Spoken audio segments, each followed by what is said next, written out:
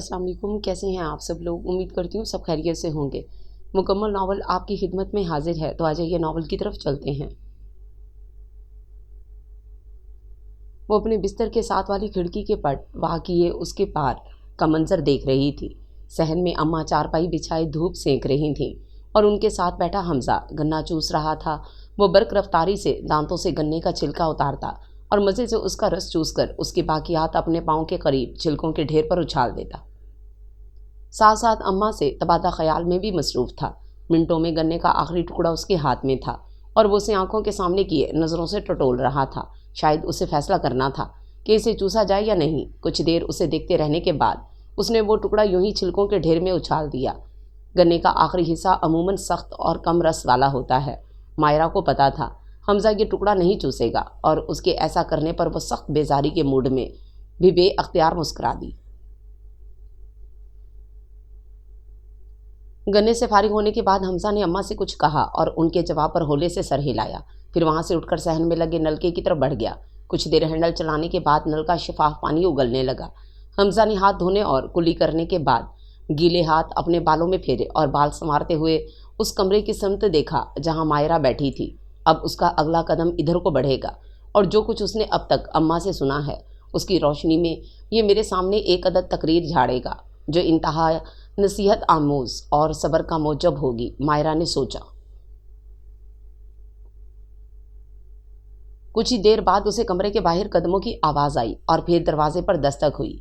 मायरा ने बाजू घुटनों के गिर्द बांधकर गर्दन खिड़की की तरफ मोड़ ली। हमजा कमरे में दाखिल होकर कुछ देर उसे दिलचस्पी से देखता रहा। मैं समझा तुम सो रही हो। जब ये जवाब नहीं दिया दस्तक का, उसने कहा तुम फिर भी अंदर आ गए। मायरा ने बदस्तूर बाहर देखते हुए जवाब दिया हाँ। वो हंसा और कमरे में मौजूद वाहिद कुर्सी पर बैठ गया। इसलिए कि तुम्हारी बेमरवती और बेअतनाई पर मुझे कोई ख़ास खुशफहमी नहीं थी। मेरे जहन में दूसरी सोच ये थी कि हो सकता है तुम अपनी इन दोनों खूबियों की वजह से जवाब ना दे रही हो। हमजा के इस बयान पर मायरा ने झुंझलाते हुए खिड़की का एक पट ज़ोर से बंद किया। ध्यान से। हमजा ने उसकी इस हरकत से यकीनन हिज़ उठाया था। टूट भी सकता है। तुमसे मतलब? अब के मायरा उसकी तरफ देखकर जैसे बाकायदा मैदान जंग में कूदी। फिक्र ना करो, टूट भी गया तो तुमसे नहीं कहेंगे, ठीक करवा दो। मैं तो खैर क्यों बनवा के दूंगा, अगर कहो भी तो। वो मज़ीद महफूज होते हुए बोला मैं तो चाची जान की परेशानी के ख्याल से कह रहा था। तुम अम्मा की फ़िक्र भी मत करो, तुम्हें वो भी नहीं कहेंगी कि कुछ गलत जो हमारे घर में हुआ है उसे ठीक कर दो। मायरा चिढ़कर बोली ओह अच्छा। वो मायरा के लहजे को महसूस करके संजीदा हो गया। अब वो भी कह दो जो अम्मा ने तुम्हें कहने के लिए भेजा है, मायरा ने उसी जले भुने अंदाज में कहा। नहीं, मुझे कुछ नहीं कहना तुमसे। वो अब बिल्कुल संजीदा हो गया था। क्यों? मायरा ने सवालिया अंदाज में उसकी तरफ देखा। क्या अम्मा का पढ़ाया सबक भूल गए हो? नहीं, ये बात नहीं है। वो कुर्सी की पुर्ज से टेक लगाते हुए बोला मुझे तुमसे इसलिए कुछ नहीं कहना कि तुमसे कुछ कहने का कोई फ़ायदा नहीं है। मायरा ज़ेरे लब मुस्कुराई। बिलाखिर ये बात हमजा को भी समझ आ गई थी। वैसे मैं तुम्हारे इस रवैये से खासा मायूस हुआ हूँ। हमजा ने यह बात भी बहुत संजीदगी से कही थी। अच्छा हुआ तुमको जल्दी पता चल गया कि मुझसे बात करने या बड़े बड़े अल्फाज से भरपूर तकरीर करने का कोई फ़ायदा नहीं होगा। मायरा अपनी टांगें सीधी करते हुए दीवार से टेक लगाकर नीमदराज हुई। बददमागी और बदतमीज़ी के खोल के अंदर छुपकर बेअतनाई और गुस्ताखी को ढाल बनाकर अगर तारीख़ में कभी किसी ने कोई कारनामा सर अंजाम दिया हो या कोई मार्का जीत लिया हो तो मुझे ज़रूर बताना। वो अपनी जगह से उठते हुए बोला और अपनी मर्ज़ी के ख़िलाफ़ खुद पर मुसल्लत किए हुए काम को अगर कभी किसी ने तारीख़ में ढंग से सर अंजाम दे लिया हो तो तुम मुझे ज़रूर बताना। मायरा ने कहा हाँ ज़रूर। हमजा ने उसकी तरफ देखकर सर हिलाया और कमरे से बाहर निकल गया। मायरा ने उसे जाते देखते हुए सर झटका। चला था मुझे समझाने। जो बात मुझ जैसी कम अकल अनपढ़ की समझ में आ गई, अल्लाह जाने इस बच्ची को समझ क्यों नहीं आती। उसे शाम मट्टी के चूल्हे पर बड़ा सा देगचा चढ़ाए मिसाला भूनते हुए मासी हाजरा ने ख्याल आराई की। तुम्हें क्या समझ आया मासी? हमजा ने चूल्हे की आंच सेंकते हुए दिलचस्पी से पूछा। सीधी सी बात है। मासी हाजरा ने फूंकनी में फूंक मारते हुए आग की लौ को बढ़ाने की कोशिश की और फिर धुएं से आंखों में भर आए पानी को चादर से खुश्क करते हुए कहा बेटी पेड़ की शाख की तरह लचक खाती है, अच्छी लगती है। तने की तरह बेलचक सीधी खड़ी बेटी की ज़िंदगी मुश्किल हो जाती है। वाह मासी। हमजा के मुंह से बेअख्तियार अल्फाज निकले। तू तो बड़ी आला किस्म की फ़लसफ़ी है, तुझे तो दानिश्वर होना चाहिए था। तू किधर बैठी हांडियाँ भून रही है? मैं कोई भी नहीं, मासी ने भूनते सालन में पानी का छींटा मारते हुए कहा। ज़ात की नाइन हूँ, ہانڈیاں پکانے اور روٹیاں لگانے کا کام ہے میرا۔ میں اپنے حصے کا کام کر رہی ہوں۔ مجھے اپنے کام کی الف بے ضرب جمع تقسیم ساری آتی ہے، اس سے زیادہ کچھ نہیں جانتی۔ لے ماسی، ابھی تو نے اتنا بھاری فلسفہ سنایا ہے لڑکیوں کے بارے میں۔ حمزہ نے چولہے پہ رکھی سب سے بڑی لکڑی چولہے کے اندر مزید دھکیلتے ہوئے کہا۔ ہائے ہائے، نہ گھسا لکڑی کو اندر، آگ خراب ہوتی ہے۔ ماسی نے اس کا ہاتھ روکا۔ لو بتاؤ آپا جی۔ پھر وہ صحن کے اس کونے میں آتی چاچی جان سے مخاطب ہوئی۔ کڑیوں چڑیوں کی کہانی کون سی نہیں ہے جو میں نے اس کو سنا دی؟ کڑیاں چڑیاں پیڑ کی شاخ کی طرح لچک کھاتی ہی بھلی لگتی ہیں، کیوں؟ اس نے تائید طلب نظروں سے چاچی جان کی طرف دیکھا جو پاس دھری پیڑھی پر بیٹھ رہی تھیں۔ ویسے مجھے یہ بھی خیال آتا ہے۔ پھر ماسی ہاجرہ ادھر ادھر دیکھنے کے بعد سرگوشی کے سے انداز میں بولیں۔ کیا؟ حمزہ نے دیکھا۔ چچی جان کے چہرے پر ابھی تک صبح والا دکھ کا احساس چھایا ہوا تھا۔ فاطمہ بی بی کا جن ادھر مائرہ پر بھی تو قبضہ جمانے کی کوشش نہیں کرنے لگا؟ کیا حماقت کی بات ہے ہاجرہ؟ چچی جان نے اسے ڈانٹا۔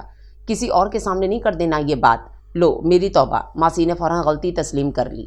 حمزہ نے ہنس کر چچی جان کی طرف دیکھا۔ میں کچھ دیر پہلے ماسی کو اعلیٰ پائی کی فلسفی قرار دے رہا تھا۔ جن والی بات کر کے اس نے ثابت کر دیا کہ یہ تو واقعی نائن ہے، ہانڈیاں بھوننے اور روٹیاں لگانے والی۔ نہ تو میں نے اور کیا کہا ہے بچہ؟ ماسی نے بھونتے مسالے میں کٹے ہوئے آلو ڈالتے ہوئے کہا۔ میں اپنا کام جانتی ہوں، کتنے بندوں کے لیے کتنا کھانا، اس کھانے کے لیے کتنا سالن چاہیے، نمک مرچ ہلدی گھی مسالہ پیاز لہسن ادرک ٹماٹر۔ میری زندگی تو اس کے گرد ہی چلتی ہے، میں نائن، اس سے آگے کی باتیں کیا جانوں؟ حمزہ نے بے دھیانی سے ماسی کی گفتگو سنتے ہوئے چچی جان کی نظروں کا تعاقب کیا، جو بار بار مائرہ کے کمرے کی کھڑکی سے ٹکراتی تھیں، اور ہر بار ان کے چہرے پر پریشانی کے آثار پہلے سے زیادہ ہوتے تھے۔ مسائل اور پریشانیاں تارے عنکبوت کی طرح میری زندگی کو جکڑے ہوئے ہیں۔ یہ عنکبوت مستقل ادھر ہی ٹھکانہ کر بیٹھا ہے، نہ ہٹائے ہٹتا ہے، نہ گرائے گرتا ہے۔ انہوں نے حمزہ سے کہا۔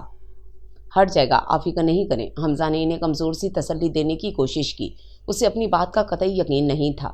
کاش میں ایک بچی ہوتی، ایسی ہر تسلی کو سچ مان لیتی۔ انہوں نے اپنے دونوں ہاتھ چہرے پر رکھتے ہوئے کہا، آپ اللہ پر بھروسہ رکھیں اور سب اس پر چھوڑ دیں۔ حمزہ نے کہا اور اٹھ کھڑا ہوا۔ شام کا اندھیرا پھیل رہا تھا، سورج مکمل تاریکی میں ڈوب چکا تھا۔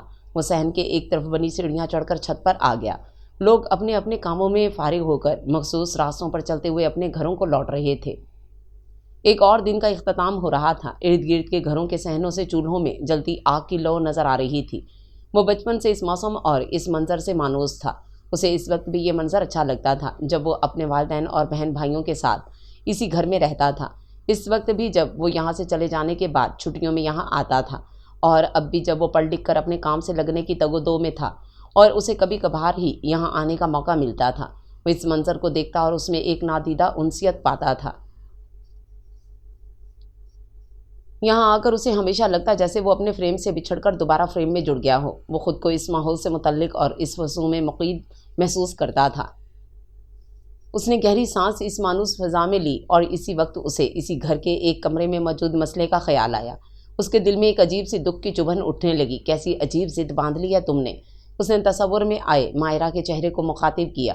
ایک نارمل انسان جتنا غور کیے بغیر اپنی ضد کے نتائج سے بے خبر، وہ لڑکی بہت عزیز تھی۔ وہ اس کے مزاج کی تیزی کے ہر مظہر کی دانستہ کاٹ رکھ کرتا اور اسی لیے بظاہر ان دونوں کی آپس میں بنتی نہیں تھی، مگر یہ صرف وہ جانتا تھا کہ وہ لڑکی اسے کتنی عزیز تھی۔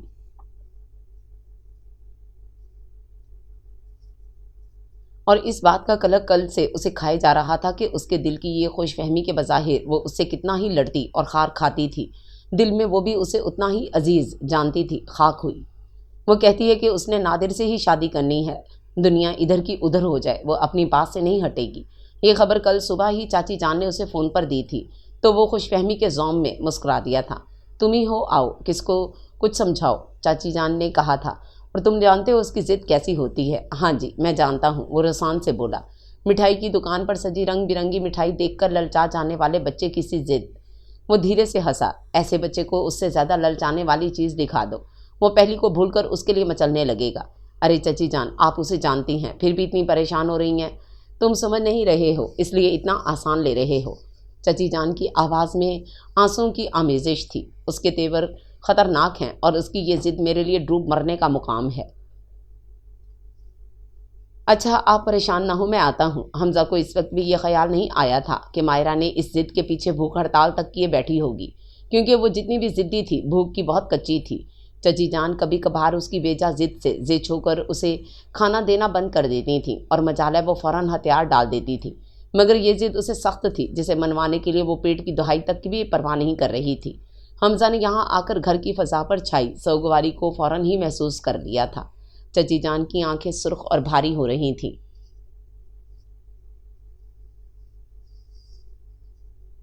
اسے صورتحال کے کچھ سنجیدہ ہونے کا تو احساس ہوا تھا، مگر مائرہ کا گستاخ اور باغیانہ لہجہ جب تک اس نے خود محسوس نہیں کر لیا تھا اسے صورتحال کی سنگینی کا یقین نہیں آیا تھا۔ سب کچھ دیکھ کر بھی مجھے علم ہے تم جلدی اپنی یہ احمقانہ ضد چھوڑ دو گی، اس نے ایک بار پھر تصور میں مائرہ کو مخاطب کیا۔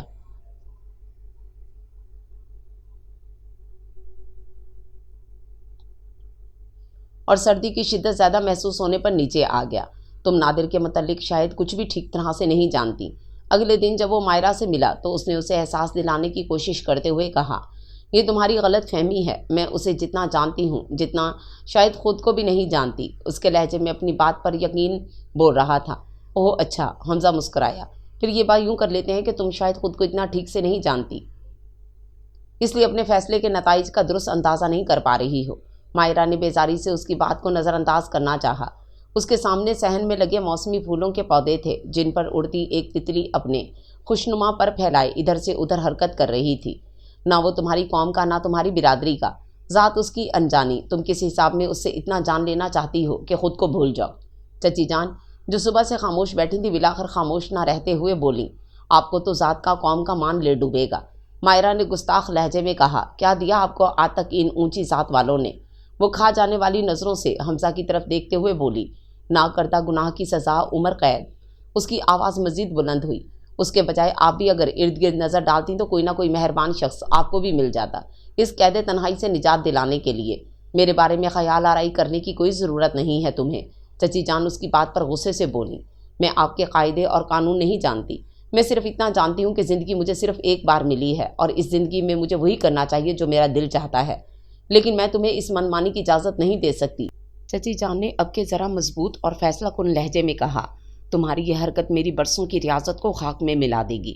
میں نے جس طرح کانٹوں پر چل کر عزت کی چادر سر پر تانی ہے، اسے تم سمجھ سکتی ہو نا، اس کا تصور کر سکتی ہو، مگر میں اس کا احترام بھی تم سے نہیں مانگتی۔ اگر مجھے یقین ہوتا کہ تم اپنے لیے جو فیصلہ کر رہی ہو وہ تمہارے حق میں بہتر ہے، آپ کو کیا پتا کہ میرے حق میں کیا اچھا ہے اور کیا برا؟ مائرہ درشت لہجے میں بولی، آپ یہ فیصلہ کیسے کر سکتی ہیں جبکہ آپ کو عمر بھر یہ پتہ نہیں چلا کہ خود آپ کے حق میں کیا اچھا ہے؟ حمزہ نے حیرت سے مائرہ کی طرف دیکھا اور اس کی آنکھیں شعلہ بار تھیں۔ مجھے زندگی نے وہ بھی سکھا دیا جو سیکھنے کی خواہش میں نے کبھی نہیں کی تھی۔ میں کبھی نہیں یہ چاہوں گی کہ تم بھی حالات کی مار کھا کر وہ سب سیکھو جو سیکھنے کی خواہش تمہیں نہیں ہے۔ چچی جان نے اب کے نرم لہجے میں اسے سمجھانے کی کوشش کی، میں آپ کی کسی بات سے بھی متاثر نہیں ہوتی۔ مائرہ بدستور تلخ لہجے میں بات کر رہی تھی۔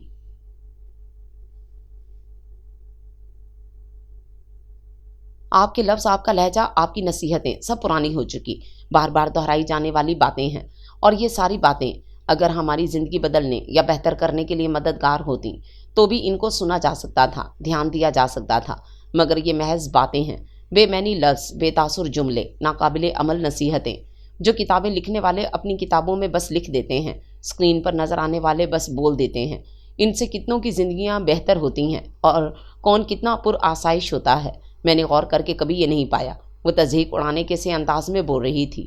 حمزہ نے اس کے میلے کچیلے لباس، بکھرے بالوں، آنکھوں کے گرد سیاہ حلقوں کو دیکھا اور اندازہ لگانے کی کوشش کی کہ وہ اپنے موقف پر کب تک مزید ڈٹی رہ سکتی ہے۔ تم جو بھی کہہ لو، طنز کے جتنے تیر برسانا چاہتی ہو برسا لو، میں تمہاری شادی نادر سے ہرگز نہیں کروں گی۔ چچی جان نے حتمی انداز میں کہا، تو آپ نہ کریں، میں خود کر لوں گی۔ مائرہ پر اس بات کا ذرا بھی اثر نہیں ہوا تھا۔ میں تمہیں یہاں سے باہر نکلنے دوں گی تو کرو گی نا؟ چچی جان شاید اس کی یہ دھمکی پہلے بھی سن چکی تھیں۔ میں یہاں سے بھاگ جاؤں گی، دیکھ لیجئے گا، وہ ان کی آنکھوں میں آنکھیں ڈال کر بولی تھی۔ آپ کی گدڑ بھبکیاں میرا راستہ نہیں روک سکتی۔ مائرہ کی اس بات نے حمزہ کو بالکل ہی ششدر کر دیا تھا۔ وہ بے یقینی سے اس کی طرف دیکھ رہا تھا۔ اس شخص کے لیے یہ گھر سے بھی بھاگ سکتی ہے، اس نے سوچا، جو اتنے تردد پر اتر آئے، کیا اسے روکا جا سکتا ہے؟ اس کا دل ایک دھڑکن چھوڑ گیا۔ یہ خاندانی عزت اور وقار، یہ اعلیٰ اخلاقیات اور روایات کے ڈھونگ یہ ذات برادری حسب نسب میرے اور نادر کے درمیان جو بھی چیز آئے گی میں اس پر تھوک دوں گی۔ کان کھول کر سن لیں آپ، مجھے ایسا کرنے سے اب کوئی نہیں روک سکتا۔ حمزہ کو لگا اتنی درشت باتیں کان میں پڑنے پر جیسے اس کی آنکھوں میں نمی سی اتر آئی تھی۔ اس نے نظر اٹھا کر اس لڑکی کی طرف دیکھا جو اپنی تمام تر خامیوں کے باوجود اسے بے حد عزیز تھی۔ اس کا چہرہ حمزہ کی آنکھوں کی نمی کے سامنے جھلملا رہا تھا۔ لو، آج میں تم سے دستبردار ہوا۔ اس نے دل ہی دل میں اس سے مخاطب کیا۔ پتہ نہیں کب اور کیوں تمہیں دل میں بسا بیٹھا تھا، شاید اس غلط فہمی میں کہ ہم ایک دوسرے کو بہت اچھی طرح جانتے ہیں، یا پھر شاید اس لیے کہ زندگی کی ہر چیز سے مختلف ہم اپنے نظریات پر کھلے دل سے تبادلہ خیال کر لیا کرتے تھے، اور اس وقت آپس میں لڑ لینے کے بعد غور کرنے پر پتہ چلتا تھا کہ ہمارے نظریات تو خاصے ملتے جلتے ہیں۔ تم کس سائنسدان کے بارے میں کیا سوچتی ہو، کس ادیب کی کون سی کہانی، کس گلوکار کا کون سا گانا، کون سی خوشبو، کون سا پھول، کون سی فلم، کون سا شاعر اور کون سا فلسفہ، کون سی تھیوری۔ ڈھیر ساری بحث کے بعد ہم اپنے اپنے تئیں پوائنٹس سکور کر کے خود کو فاتح قرار دیتے تھے، اور بعد میں پتہ چلتا کہ نظریات تو ایک سے ہیں۔ اسی ذہنی ہم آہنگی نے تو میرے دل کو خوش فہم بنا رکھا تھا کہ تم بھی میرے بارے میں یوں ہی سوچتی ہو۔ اس نے نظر اٹھا کر ایک بار پھر مائرہ کو دیکھا۔ واہ بھئی نادر میاں۔ پھر اس نے کسی اور کو دل میں مخاطب کیا۔ نہ جانے تم کون ہو اور کیسے ہو، مگر جو بھی ہو خوش قسمت ہو کہ اس لڑکی کے دل میں بسے بیٹھے ہو۔ میرا خیال ہے کہ یہ بحث ختم کی جائے، اس نے چچی جان کو مزید بولنے سے منع کرتے ہوئے کہا۔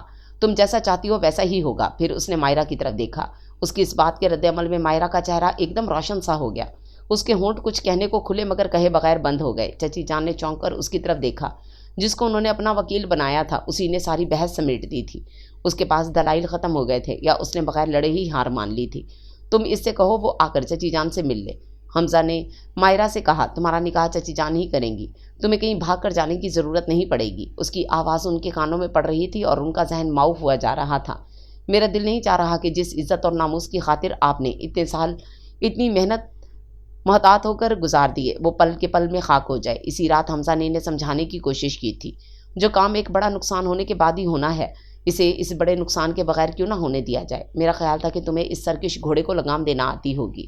وہ دکھ سے بوجھل ہوتی آواز میں بولی تھیں، تم تو اس کے مزاج سے آشنا ہو، تم سے میں نے بہت امیدیں وابستہ کر رکھی تھیں، یہ مزاج آشنائی کا ہی تو نتیجہ ہے۔ وہ سنجیدگی سے بولا۔ وہ صرف کہہ ہی نہیں رہی، اس بار اس نے کر کر دکھانا ہے۔ آپ نے اس کا لہجہ اور عزم محسوس نہیں کیا۔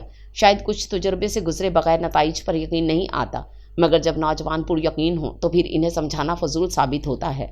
مگر میں ایسا نہیں کر سکتی، وہ بے چین ہو کر بولی تھیں۔ یہ کوئی من مرضی کا کھانا، لباس، مضمون، اسکول کالج کا معاملہ نہیں ہے جو اس کی ضد پر اس کی مان لی جائے۔ وہ ذات اور قوم کی نیچ، ان کا پس منظر سرے سے غیر موجود خیرات کرنے والے لوگ۔ انہوں نے رک کر حمزہ کی طرف دیکھا، ان کی آنکھیں نم ہو رہی تھیں۔ میں کوئی بڑا بول نہیں بول رہی، حمزہ کے چہرے پر تجسس کے آثار دیکھتے ہوئے وہ بولی، مگر یہ چیزیں معنی رکھتی ہیں۔ انہوں نے اپنی بات پر زور دیتے ہوئے کہا، اور پھر یہ کیسی محبت ہے کہ جن کے ساتھ ایک عمر گزاری، جنہوں نے نوالا توڑنے، انگلی پکڑ کر پاؤں پاؤں چلانے، ایک ایک حرف سے لے کر لفظوں تک پڑھنا سکھانے کی مشقت سہی، جو تنگی اور ترشی پریشانی مصیبت میں صاحباں بنے رہے، جنہوں نے گود کی گرمی اور محبت کی نرمی سے آشنا کیا، ان کی محبت پر ایک دم اجنبی شخص کی محبت حاوی ہو گئی، بے غرض، بے ریا، مر مٹنے والے، چھوٹے بڑے کی محبت میں جان لوٹا دینے والے، وفا پرست باپ کی بیٹی اتنی بے مروت، خود غرض اور سرکش۔ وہ سانس لینے کو رکی، مجھے علم ہوتا تو اس کے پیدا ہوتے ہی اس کا گلا گھونٹ کر مار دیتی۔ انہوں نے حمزہ کی طرف دیکھا جو لب بھینچے بات سن رہا تھا۔ میرا کہنا اب یہی ہے کہ ان سب باتوں کا کوئی فائدہ نہیں، وہ گھر سے بھاگ جائے یا اپنی جان لے لے، دونوں صورتوں میں ہی ایک بڑا نقصان ہمارا ہوگا۔ اس بڑے نقصان سے بچنے کی ایک ہی تدبیر ہے کہ اسے منمانی کر لینے دیں۔ کیسے بھاگ جائے گی وہ ڈانٹ کر بولی، ٹانگیں کاٹ دوں گی اس کی، صبح ہی بلاؤ قاضی کو، میں اس کا نکاح تم سے کرواتی ہوں، پھر کیسے بھاگے گی؟ نہیں، حمزہ نے تیزی سے کہا، میں ہرگز ایسا نہیں کروں گا۔ تم وہ ششدر رہ گئیں، جبکہ میرا خیال تھا وہ بے یقینی سے اس کی طرف دیکھ رہی تھیں۔ خیال کیا ہے، غلط بھی ہو سکتا ہے۔ ان سے آنکھیں چرا کر بولا، اگر آپ سمجھتی ہیں کہ میں اس سلسلے میں کچھ کر سکتا ہوں تو یقین جانیں وہ یہی ہے کہ مائرہ کا نکاح اس لڑکے سے کر کے خود اپنے ہاتھوں اس کو رخصت کر دیا جائے۔ کیا ایسا کرنے سے ہمارے خاندان کی عزت بچ جائے گی؟ برادری اور خاندان والے ہمیں بخش دیں گے؟ کیا کیا باتیں نہ بنائی جائیں گی؟ میری تربیت کو غلط اور میری ذات کو نشانہ بنانے والی کون سی زبان ہوگی جو خاموش رہے گی؟ اس کی آپ فکر نہ کریں، میں سنبھال لوں گا۔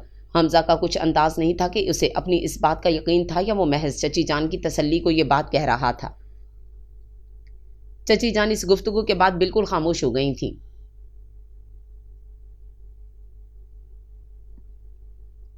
مائرہ نے اپنی سہیلی مریم کے ذریعے نادر کو پیغام بھیجوا دیا تھا کہ وہ آ کر گھر والوں سے مل لے۔ چچی جان نے نادر سے ملنے سے صاف انکار کر دیا تھا۔ ان کا کہنا تھا کہ حمزہ نے یہ فیصلہ کیا ہے اور اس سلسلے میں سب کچھ وہی کرے گا۔ ان کی اسی سخت رویے کا نتیجہ تھا کہ جس سپہر نادر اس ملاقات کو ادھر آیا، اس روز صبح سے نہ گھر میں صفائی ہوئی، نہ آنے والے کے لیے کسی چائے پانی کا اہتمام کیا گیا۔ چاچی جان سارا دن منہ پر چادر ڈالے صحن میں بچھی چارپائی پر لیٹی رہیں۔ ان کا مزاج ایسے ہو رہا تھا کہ کسی کو ان کے ساتھ بات کرنے کی جرت نہیں ہوئی۔ حمزہ کو سمجھ نہیں آ رہا تھا کہ وہ اس غیر متوقع مہمان کو کیسے خوش آمدید کہے، لیکن اس کے علاوہ کوئی چارہ بھی تو نہ تھا۔ جب وہ تیار ہو کر باہر کی بیٹھک کی طرف جانے کے لیے آہستگی سے آتا مائرہ کے کمرے کے آگے سے گزرا تو بلو گراس کی لوشن اور ایوننگ ان پیرس کی ملی جلی خوشبو اس کے نتنوں سے ٹکرائی تھی۔ وہ اس کمرے کے ادھ کھلے دروازے کے آگے ذرا کی ذرا رکا۔ اندر سے چوڑیوں کی کھنکھناہٹ کی آواز کے ساتھ ساتھ مائرہ کے گنگنانے کی ہلکی سی آواز بھی آ رہی تھی۔ اکھیوں کے جھروکوں سے میں نے دیکھا جو سامنے، وہ گنگنا رہی تھی۔ اس کمرے کے سارے ماحول سے جیسے خوشی کی لہر اٹھ رہی تھی۔ حمزہ مزید رکے بغیر لمبے لمبے ڈگ بھرتا آگے نکل گیا۔ اسے لگا اس کا ذہن ٹھیک سے کام نہیں کر رہا تھا۔ اسی معاف ذہن سے اس نے بیٹھک کے باہر کھلنے والا دروازہ کھولا۔ اس کے سامنے 26-27 سالہ دراز قد شخص کھڑا تھا۔ اچھا تو تم ہو رقیب روسیہ؟ اسے اندر بٹھانے کے بعد اس کے سامنے بیٹھتے ہوئے اس معاف ذہن میں جو بات آئی اس پر حمزہ کا دل ہنسا تھا۔ یہ اس میں عجیب سی چبھن محسوس ہوئی تھی، یہ اسے اندازہ نہیں ہو سکا تھا۔ میں کپڑا ایکسپورٹ کرتا ہوں، رقیب روسیہ بتا رہا تھا۔ ہم ساتھ کے گاؤں کے رہنے والے ہیں۔ میرے والد شریف الدین صاحب چودھری مجید کے ڈیرے پر کام کرتے تھے، اب نہیں کرتے کیونکہ اب ہم سب بھائی اچھا کما رہے ہیں، نادر بتا رہا تھا۔ میرے کپڑے کی بڑی ملوں والوں کے ساتھ اچھے تعلقات ہیں، میں اسٹاک میں بھی خاصا مال رکھتا ہوں، سیزن آنے پر اچھی خاصی چاندی ہو جاتی ہے۔ حمزہ کا معاف ذہن بس سن رہا تھا۔ میری چھوٹی بہن آسمہ مائرہ کی کلاس فیلو ہے، میں آسمہ کو کالج چھوڑنے اور لینے جاتا ہوں۔ مائرہ سے وہیں ملاقات ہوئی۔ حمزہ کو نہ جانے کیوں لگا جیسے یہ بات سناتے ہوئے نادر کے چہرے پر ایک استہزائیہ سی مسکراہٹ تھی۔ اس کو میری ہائٹ اور میری مسکراہٹ نے بہت متاثر کیا۔ اب وہ کھل کر مسکرایا تھا۔ اور تمہیں مائرہ کی کس چیز نے متاثر کیا؟ حمزہ نے پوچھنا چاہا مگر اس کا کوئی بھی بات کرنے کو دل نہیں چاہا تھا۔ مائرہ کی پسندگی کا جب مجھے پتہ چلا تو میں گڑبڑا کر رہ گیا۔ یہ میرے لیے بہت بڑا اعزاز تھا، وہ کہہ رہا تھا۔ کیوں؟ حمزہ کو یہ سوال کرتی اپنی آواز بھی کسی باز گزشت کی طرح آتی محسوس ہوئی تھی۔ اس خاندان کے علاقے میں بڑا نام ہے جی، اس لیے۔ اب کے نادر کا لہجہ عجیب مسکین سا ہو گیا۔ بی بی جی کے اسکول کے آگے سے گزرتے ہوئے دم مارنے کی مجال نہیں ہوتی تھی ہماری، اور جب تک چودھری والا صاحب حیات تھے ہم ان کے مکانوں کو نظر اٹھا کر دیکھ بھی نہیں سکتے تھے۔ حمزہ نے اپنا سر جھکا لیا۔ میں نے مائرہ کو یہ بتایا تو وہ ہنسی۔ وہ کچھ یاد کرتے ہوئے بتا رہا تھا۔ میں نے کہا مائرہ بی بی، میں شریف کمہار کا بیٹا ہوں جی، آپ کو میرے بارے میں غلط فہمی ہوئی ہے شاید۔ تو وہ ہنس کر بولی، اس میں غلط فہمی کی کیا بات ہے، دل تو کسی پر بھی آ سکتا ہے۔ حمزہ کا دل ڈوبنے لگا۔ ویسے بھی پرانی شان و شوکت کے تو تذکرے ہی باقی ہیں نا، اب دور اور آ گیا ہے۔ چودھری وارث صاحب کی زمینیں بکیں تو میرے چاچے نے قیمت لگائی تھی سب سے پہلے، اور جو خریدی ان کے دام کھرے دیے تھے یکمشت، اور اب تو یہ اونچے مکان کھنڈر ہونے کو ہیں، اور یہ ادھر ہمارا کاروبار بڑا پھیل گیا ہے۔ ہم نے اپنی کوٹھی شروع کرائی ہوئی ہے ادھر لان سے پار، جو کھلی جگہ تھی وہ ہماری ہے۔ میں UK کا ویزا لے رہا ہوں، جلدی ہمارا کاروبار انٹرنیشنل ہو جائے گا۔ حمزہ خاموش بیٹھا ترقی اور تنزلی کے پڑاؤ سنا رہا تھا۔ مجھے تو خوف تھا اور بے یقینی بھی، پر مائرہ کا حوصلہ بلند تھا۔ کہتی تھی تم میں کیا کمی ہے نادر، پڑھے لکھے تم ہو، اپنا کام کرتے ہو، خوب کماتے ہو، اور سب سے بڑھ کر اتنے وجیح ہو کہ میرا دل خود بخود تمہاری طرف کھنچتا ہے۔ حمزہ نے بے چینی کے عالم میں پہلو بدلا۔ تم یہ بتاؤ کہ کیا تم مائرہ سے نکاح کے لیے تیار ہو؟ اس نے بمشکل اپنی آواز میں اٹھنے والے درد کے ابال پر قابو پاتے ہوئے مضبوط لہجے میں سوال کیا۔ بالکل، اس کے مخاطب نے شانے اچکاتے ہوئے یوں جواب دیا جیسے یہ انتہائی معمولی کام تھا جسے اس کا بائیں ہاتھ بھی سر انجام دے سکتا ہو۔ بایاں ہاتھ بھی یہ کام کر سکتا ہے۔ حمزہ نے دل میں اٹھتے ہوئے رد عمل کو دباتے ہوئے سوچا، کیا یہ کام تم 1-2 دن میں ہی کر سکتے ہو؟ اس نے دوسرا سوال نادر سے کیا۔ ہاں، چاہیں تو آج ہی۔ بائیں ہاتھ کا کام دنیا کا سب سے آسان کام تھا۔ تم ایسا کرو، پرسوں رات 8 بجے گواہوں کے ساتھ یہاں آ جانا، نکاح ہو جائے گا۔ حمزہ نے اپنے ہونٹوں پر زبان پھیر کر انہیں تر کرنے کے بعد کہا۔ نادر نے خوشی کے عالم میں پہلو بدلا۔ مائرہ یہاں سے ایک جوڑے میں رخصت ہوگی۔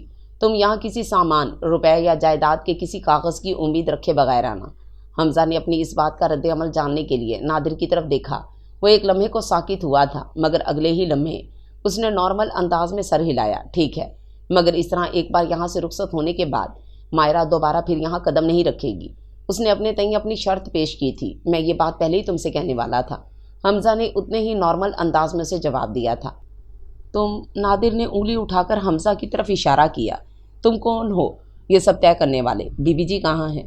کیا تم سوچ سکتے ہو کہ وہ تم سے ملیں گی یا کوئی بات کریں گی؟ حمزہ نے اپنی بوجھل آنکھیں اٹھا کر اس سے سوال کیا۔ تم اور مائرہ جو چاہتے ہو وہ ہونے جا رہا ہے، تم دونوں کی کوئی خواہش اس کے سوا نہیں ہے۔ اس نے اپنی بات کی تائید حاصل کرنے والی نظروں سے اسے دیکھا۔ جواب میں نادر خاموش رہا تھا۔ تو یہ جو تم دونوں چاہتے ہو وہ بغیر کسی تردد کے آسانی سے ہونے جا رہا ہے، کیا یہ کافی نہیں؟ اوہ، وہ ہنسا۔ بڑی کرم نوازی ہے تمہاری۔ اس نے اپنا ہاتھ ماتھے تک لے جا کر سلام کرنے کے سے انداز میں رکھا۔ ویسے یہ کام تم نہ کرتے تو بھی ہو جانا تھا، زحمت سے بچ گئے تم، شکر کرو۔ حمزہ کا لہجہ پہلی بار دہشت ہوا۔ کسی بھی دوسری صورت میں پولیس، تھانے، مقدموں اور خواری کا سامنا کرتے، عمر گزر جاتی، شادی کا مزہ بھگتتے رہتے ایک عرصے تک۔ مائرہ نابالغ اور فاطر العقل نہیں ہے جو عدالت اسے اور مجھے کسی لمبے مقدمے میں گھسیٹتی، نہ ہی تمہیں۔ نادر اپنی جگہ سے اٹھتے ہوئے بولا، اور تمہارے خاندان کے باقی مردوں میں اب وہ دمخم کہاں رہا ہے کہ بندوق اٹھا ہی لو؟ چلانا تو دور کی بات ہے، اس لیے مجھ پر احسان لادنے کی کوئی گنجائش نہیں۔ باہر نکلنے سے پہلے وہ رکا اور مڑ کر حمزہ سے ایک بار پھر مخاطب ہوا۔ ہاں، یہ ضرور ہے کہ تمہاری بازوم خود اونچی شان کے جنازے کی بے عزتی کا گراف ذرا کم ہو جائے گا۔ حمزہ نے نادر کے پیچھے بند ہوتے دروازے کو دیکھا اور آنکھیں بند کر لیں۔ دراز قد اور ظاہری وجاہت، دو چیزیں سب کچھ داؤ پر لگا دینے کا باعث بن گئی تھیں۔ اسے لگا اس کمرے کی در و دیوار سے اس کے خاندان کی بزرگ عورتوں کی روحیں چمٹ کر بین کر رہی تھیں۔ ہار، پھول، عطر، گلاب اور مشک کافور منگوا لینا۔ چاچی جان نے اسے اس گفتگو کی تفصیل سننے کے بعد جو اس کے اور نادر کے درمیان ہوئی تھی کہا۔ وہ رک کر ان کے چہرے کو دیکھنے لگا۔ وہ اسے کسی طرح بھی نارمل نظر نہیں آ رہی تھیں۔ چلیں آپ آرام کریں، ہم پھر بات کریں گے۔ اس نے بات ٹالنے کی کوشش کی، پھر تو آنی بھی نہیں۔ وہ بڑبڑائی تھیں اور پھر ان پر وہی خاموشی چھا گئی جو صبح سے چھائی ہوئی تھی۔ آپ لیٹ جائیں، میں ماسی ہاجرہ کو آپ کے پاس بھیجتا ہوں۔ وہ گھبرا کر اٹھا۔ انہوں نے کسی معمول کی طرح اس کی بات کی تقلید کی اور چہرے پر چادر ڈال کر لیٹ گئی۔ ماسی ہاجرہ کو ان کے پاس بھیج کر صحن میں کھڑے اس کی نظر مائرہ کے کمرے کی کھڑکی پر پڑی جس سے روشنی چھن کر باہر آ رہی تھی۔ وہ ذرا آگے بڑھا اور کمرے کے اندر کی صورتحال کا اندازہ لگانے کی کوشش کرنے لگا۔ کمرے میں کیسٹ پلیئر آن تھا اور چیزوں کو اٹھا پٹک کی آوازوں سے ایسے لگ رہا تھا جیسے کوئی اہم کام سر انجام دیا جا رہا ہو۔ وہ بنا دستک دیے پہلی بار اس کے کمرے میں داخل ہوا۔ اس نے دیکھا مائرہ کے کمرے کا سامان بکھرا پڑا تھا اور اس کے بیڈ پر 3 ٹریول بیگ رکھے تھے۔ وہ بکھری چیزوں کو ترتیب دے کر بیگز میں رکھنے میں مصروف تھی۔ اس کا کیسٹ پلیئر آہستہ آواز میں گیت بجا رہا تھا۔ مائرہ خود بھی زیر لب یہ گیت گنگنا رہی تھی۔ اس نے ایک شوخ رنگ لباس پہن رکھا تھا اور اس کے ہونٹوں پر لپسٹک بھی سجی تھی۔ حمزہ کا دل ایک لمحے کو دھڑکنا جیسے چھوڑ گیا۔ وہ نظر لگ جانے کی حد تک حسین لگ رہی تھی۔ وہ اتنی خوش نظر آ رہی تھی جیسے اسے قارون کا خزانہ مل گیا ہو۔ وہ اپنی جگہ پر دم بخود کھڑا اسے دیکھ رہا تھا۔ مائرہ کو کمرے میں کسی دوسرے کی موجودگی کا احساس کچھ دیر بعد ہوا تھا۔ حمزہ کو اپنے سامنے کھڑا دیکھ کر وہ اتنے دنوں میں پہلی بار خوش دلی سے مسکرائی تھی۔ بیٹھو، اس نے کرسی کی طرف اشارہ کرتے ہوئے کہا تھا۔ حمزہ کو لگا وہ یہاں بیٹھنا اور اس سے بات کرنا چاہتا تھا، شاید جب وہ اپنا ارادہ بدل دے۔ تم یہ سب کیا کر رہی ہو؟ اس نے پوچھا۔ میں؟ مائرہ نے چند بکھری چیزیں اٹھانے کے بعد کیسٹ پلیئر بند کیا۔ جو بہت ضروری چیزیں ہیں وہ سمیٹ رہی ہوں، ان کو میں ساتھ لے کر جاؤں گی۔ تمہیں پتہ ہے نادر کے ساتھ کیا بات طے ہوئی؟ حمزہ نے سوال کیا۔ ہاں مجھے معلوم ہے، وہ مسکرا کر بولی۔ کیسے پتہ ہے؟ حمزہ حیران ہوا۔ جاتے ہوئے نادر مجھ سے مل کر گیا تھا، اس نے انکشاف کیا۔ کہاں؟ حمزہ کی حیرت بڑھ گئی۔ یہ کھڑکی، اس نے اپنے کمرے کی اس کھڑکی کی طرف اشارہ کیا جو باہر کی بند گلی میں کھلتی تھی۔ یہ میری سہیلی ہے، وہ بدستور مسکرا رہی تھی، میرے بہت سے رازوں کی خاموش امین۔ وہ ہاتھ میں پکڑا دوپٹہ بیڈ پر اچھال کر گہری سانس لیتے ہوئے اسٹول پر بیٹھ گئی۔ نادر نے اسی کھڑکی پر دستک دے کر مجھے بتایا کہ تمہارے ساتھ اس کی کیا باتیں ہوئیں۔ ویسے اس نے حمزہ کی طرف دیکھا۔ اسے شاید یقین نہیں آ رہا تھا کہ امی کے بجائے تم یہ معاملات طے کرو گے۔ وہ ہنسی۔ میں نے اسے بتایا کہ یقین کرو، حمزہ امی کا مشیر خاص ہے۔ آیا تو وہ مجھے سمجھانے تھا، مگر اسے میرے نکاح کے معاملات طے کرنے پڑ گئے۔ تمہیں ذرا سا بھی ملال نہیں کہ تم یہ سب کس طرح کر رہی ہو؟ حمزہ کو اس کی بات بے بات ہنسی سے چڑ ہونے لگی تھی۔ ملال والی اس میں کوئی بات ہے نہیں، ایک جائز بات ہے، اس میں ملال کیسا؟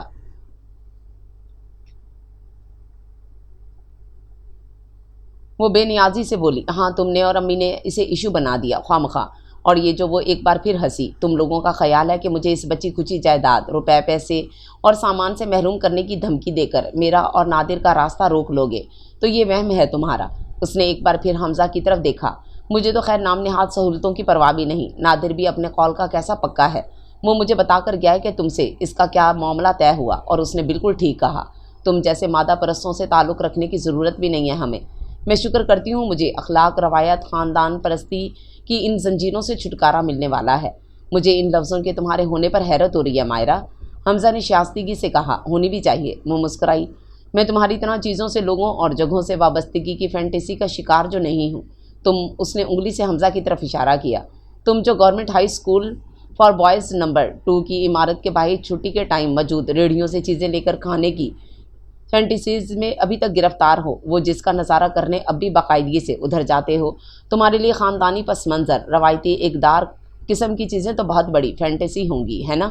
اس لیے کہ تمہارے آئی کیو لیول یہاں ختم ہو جاتا ہے، تمہارا ویژن ادھر تک ہی محدود ہے، اس سے آگے تم سوچ ہی نہیں سکتے۔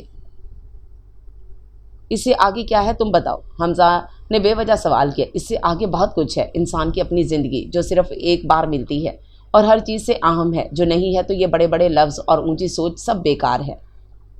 حمزہ نے کچھ سوچتے ہوئے کہا، تو پھر تو تمہیں تمہاری انسانی زندگی بہت مبارک ہو، جو ہے اور تمہارے فیصلے کے پورا ہونے کے بعد مزید ہوگی۔ ہاں، وہ خوش ہوتے ہوئے بولی، امی نے اپنی روایتی اقدار اور خاندان پرستی کی وجہ سے کم عمری کی بیوگی تاحیات قبول کی تھی نا، اس لیے سوالیہ نظروں سے حمزہ کی طرف دیکھا۔ اب کیا ہے ان کے پاس؟ تھوڑی سی زمین، سر چھپانے کو یہ مخدوش حالت والی چھت اور ایک سرکش بیٹی۔ وہ ذرا دیر کو رکی۔ وہ ایک زندگی جو انہیں حاصل ہوئی تھی، جسے انہوں نے اس آن بان پر وار دیا، اس کی جمع تفریق کرو تو سارے کھاتے نقصان کے نکلیں گے نا۔ نہ کبھی برادری نے تحسین کے ڈونگرے برسائے، نہ ضرورت پڑنے پر خاندان والے مدد کو آئے۔ اب باقی کی عمر اسی آن بان کا ڈھول پیٹنے کے سوا ان کے پاس کوئی آپشن نہیں۔ ڈھول تو خیر تم نے ان کا پھاڑ دیا، اب کیا پیٹیں گی وہ؟ حمزہ نے آہستہ آواز میں کہا۔ جواب میں وہ یوں بے نیاز ہوئی جیسے سنا ہی نہیں۔ اور ہاں، اس نے کچھ یاد آ جانے پر کہا، میں یہاں سے کچھ نہیں لے جا رہی، مگر یہ، اس نے بکھری ہوئی چیزوں کی طرف اشارہ کیا، یہ سب میں نے اپنے لیے خود لیا، اس پاکٹ منی سے جو مجھے ملا کرتی تھی۔ ویسے بھی، اس نے شانے اچکائے، یہ یہاں کسی کے کیا کام آئیں گی؟ تمہیں پتہ ہے مائرہ کہ چچی جان کی حالت کیسی ہے اس وقت؟ حمزہ کو اس خود غرض اور بے حس رویے پر اب شدید غصہ آنے لگا تھا۔ وہ اپنی اس حالت کی خود ذمہ دار ہیں، اس نے اسی بے نیازی سے جواب دیا۔ ہم دوسروں سے ان کی اطاعت سے بڑی توقعات کیوں لگائیں؟ اس نے سوالیہ نظروں سے حمزہ کو دیکھا۔ مجھے دیکھو، مجھے پتا تھا کہ امی میری بات کبھی نہیں مانیں گی، اس لیے میں نے ان سے ایسی کوئی توقع رکھی ہی نہیں، اور خود اپنے لیے راستے بنا لیے، اس لحاظ سے تو میں ان سے زیادہ عقل مند ثابت ہوئی۔ حمزہ کی برداشت ختم ہونے لگی اور وہ اپنی جگہ سے اٹھ گیا۔ واقعی ہمیں دوسروں سے ان کے قد سے بڑی توقعات نہیں لگانے چاہیے۔ وہ تیز قدموں سے چلتا کمرے سے باہر نکل گیا۔ اس کے باہر نکلتے ہی کمرے سے دوبارہ کیسٹ پلیئر کی آواز آنے لگی۔ وہ دھوپ چڑھے سے لے کر اس وقت دوپہر تک چھت پر بچھی چارپائی پر لیٹا تھا۔ فضا میں عجیب سا سکون تھا، آسمان صاف اور گہرے نیلے رنگ کا ہو رہا تھا۔ اس نے دیر تک اونچے افق پر قطار در قطار سفر کرتے پرندوں کا نظارہ کیا، اور پھر آنکھیں تھک جانے پر موند لی تھیں۔ اس کا ذہن خالی تھا اور دل میں بے چینی تھی۔ اسے اپنے حلق میں کانٹے چبھتے محسوس ہو رہے تھے، شاید اس کا جسم بخار میں تپ رہا تھا۔ اس کی آنکھیں تھکی ہوئی تھیں، اس لیے اسے نہیں بند کرنا پڑا تھا، ورنہ وہ انہیں بند نہیں کرنا چاہتا تھا۔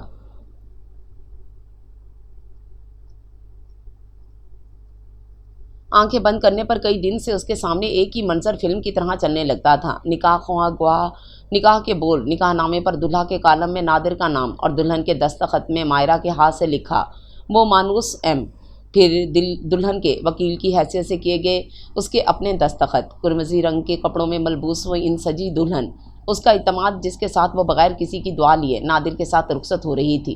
اس نے غلطی سے بھی ایک نگاہ اس گھر کے آنگن پر نہیں ڈالی تھی جس میں کھیلتے کودتے اس کا بچپن گزرا، اٹھتے بیٹھتے لڑکپن اور جوانی کے سال بیتے تھے۔ اس نے اس بات کی بھی پرواہ نہیں کی تھی کہ اس کی ماں اس کے رخصت ہوتے وقت منہ پر کپڑا ڈالے خاموش پڑی تھی۔ انہوں نے اس کے چلے جانے تک ایک لفظ بھی اسے نہیں بولا تھا۔ کیا بے حسی اور خود غرضی کی ایک سٹیج یہ بھی ہوتی ہے؟ بے چینی سے کروٹ بدل کر حمزہ نے سوچا، پھر اس نے آنکھیں کھول کر سورج کی شعاؤں کو براہ راست دیکھنے کی کوشش کی۔ کیا میں بزدل ہوں یا مصلحت پسند؟ جو اس کو روک نہ سکا۔ اس نے خود سے سوال کیا، بندوق کے زور پر یا دلائل دے کر کیا اس کو روکا جا سکتا تھا؟ اسے لگا اس کے پاس اس کے اپنے کسی سوال کا جواب نہیں تھا، یا شاید وہ ایسے کسی سوال کا جواب دینا ہی نہیں چاہتا تھا۔ جو ہونا تھا وہ تو ہو گیا، اب ایک دوسرے سے منہ چھپانے کا کیا فائدہ؟ اسے اس کی سوچوں سے ماسی ہاجرہ نے چونکا دیا تھا۔ منہ سے نکلی بات واپس نہیں آ سکتی، دوسرا کمانوں نکلا تیر۔ وہ دھی رانی کو خیال نہیں نہ آیا کہ پیچھے رہ جانے والی ماں کس حال جیے گی، تو تسی بھی اس کی فکر دل سے نکال دیو۔ وہ اپنے تئیں حمزہ کو دلاسا دے رہی تھیں۔ حمزہ اٹھ کر بیٹھ گیا اور اپنی چپلوں میں پاؤں ڈالنے لگا۔ پورا پنڈ دانتوں میں انگلیاں دے کر بیٹھا ہے۔ ماسی ہاجرہ نے خبر سنائی، چودھری سلطان کے مکانوں میں پہلے کبھی ایسی بارات آئی نہ ایسا تماشا ہوا۔ حمزہ نے سر جھکا لیا، پر انگلیاں کب تک دانتوں میں رہیں گی؟ ایک آدھ دن میں سب اپنے کام میں لگ جائیں گے، بھول جائیں گے، تو پھر تم دونوں کیوں ایک دوسرے سے چھپتے پھرتے ہو؟ کچھ نہیں ماسی، میرا جسم بخار سے ٹوٹ رہا ہے، میں اس لیے ادھر آ کر لیٹ گیا۔ حمزہ نے کہا، اس بخار کو اب پنڈ سے باہر نکلنے دے۔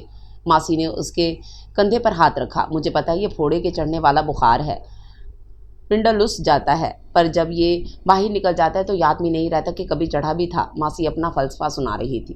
چچی جان کیا کر رہی ہیں؟ حمزہ نے ماسی کی گفتگو کا موضوع بدلنا چاہا۔ میری ٹھنڈی میٹھی آپا کے دل کو بھی ضد کے بھانبڑ نے لوس دیا ہے، وہ تو چپ کی چپی ہو گئی۔ ماسی نے کہا، ماسی مجھے سخت پیاس لگ رہی ہے۔ حمزہ نے حلق کو تھوک تر کرتے ہوئے کہا، نیچے آ، کوئی روٹی پانی کرو، تسی لوگ مرنے والے کے ساتھ بھی بھلا کوئی مرتا ہے؟ ماسی نے تیزی سے اٹھتے ہوئے کہا، میں آج شام کی گاڑی سے واپس چلا جاؤں گا ماسی، تم چچی جان کا بہت خیال رکھنا۔ باورچی خانے کی پیڑھی پر بیٹھ کر ایک جگ پانی پینے کے بعد اس نے کہا تھا، اس کو اس حال میں اکیلا چھوڑ جائے گا؟ ماسی نے اس کی بات پر اپنا رد عمل ظاہر کرنا شروع کیا، جو خاصا طویل تھا۔ وہ بے دھیانی سے سنتا رہا۔ اسے اسی کچن میں وہ چلتے پھرتے کھانا کھاتے ہوئے لڑتے جھگڑتے مذاق کرتے نظر آتی تھی۔ اس نے سر کو جھٹک کر اپنی آنکھوں کے سامنے سے گزرنے والے منظر کو ذہن سے جھٹکنا چاہا اور پھر اپنی بے بسی پر سر جھکا لیا۔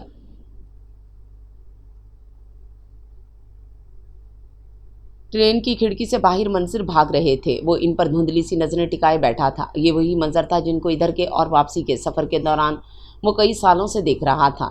اس سے پہلے یہاں آتے ہوئے اس پر سرخوشی کا عالم سوار ہوتا تھا، اور واپسی پر چھوٹی چھوٹی ہنستی مسکراتی یادوں کا ایک خزانہ ساتھ ہوتا تھا۔ سنو، یہ فون اکثر ڈیڈ رہتا ہے، تم سے بات یا تو ہو نہیں پاتی، ہوتی ہے تو کٹ جاتی ہے۔ اس بار آؤ تو شیزان سے کیک لے کر آنا، اور ہاں، فیض کی کوئی کتاب بھی۔ ارے گدھے، تم سائنس کی بورنگ کتابیں پڑھنے والوں کو کیا پتہ فیض کو پڑھنے میں کیا مزہ آتا ہے۔ کتابوں کی دکان پر جا کر فیض احمد فیض کی کتاب مانگنا، پچھلی بار کی طرح فیض محمد کی کتابیں نہ پوچھنے بیٹھ جانا۔ کچھ عرصہ پہلے کی ایک فون کال پر سنی باتیں اسے یاد آئیں۔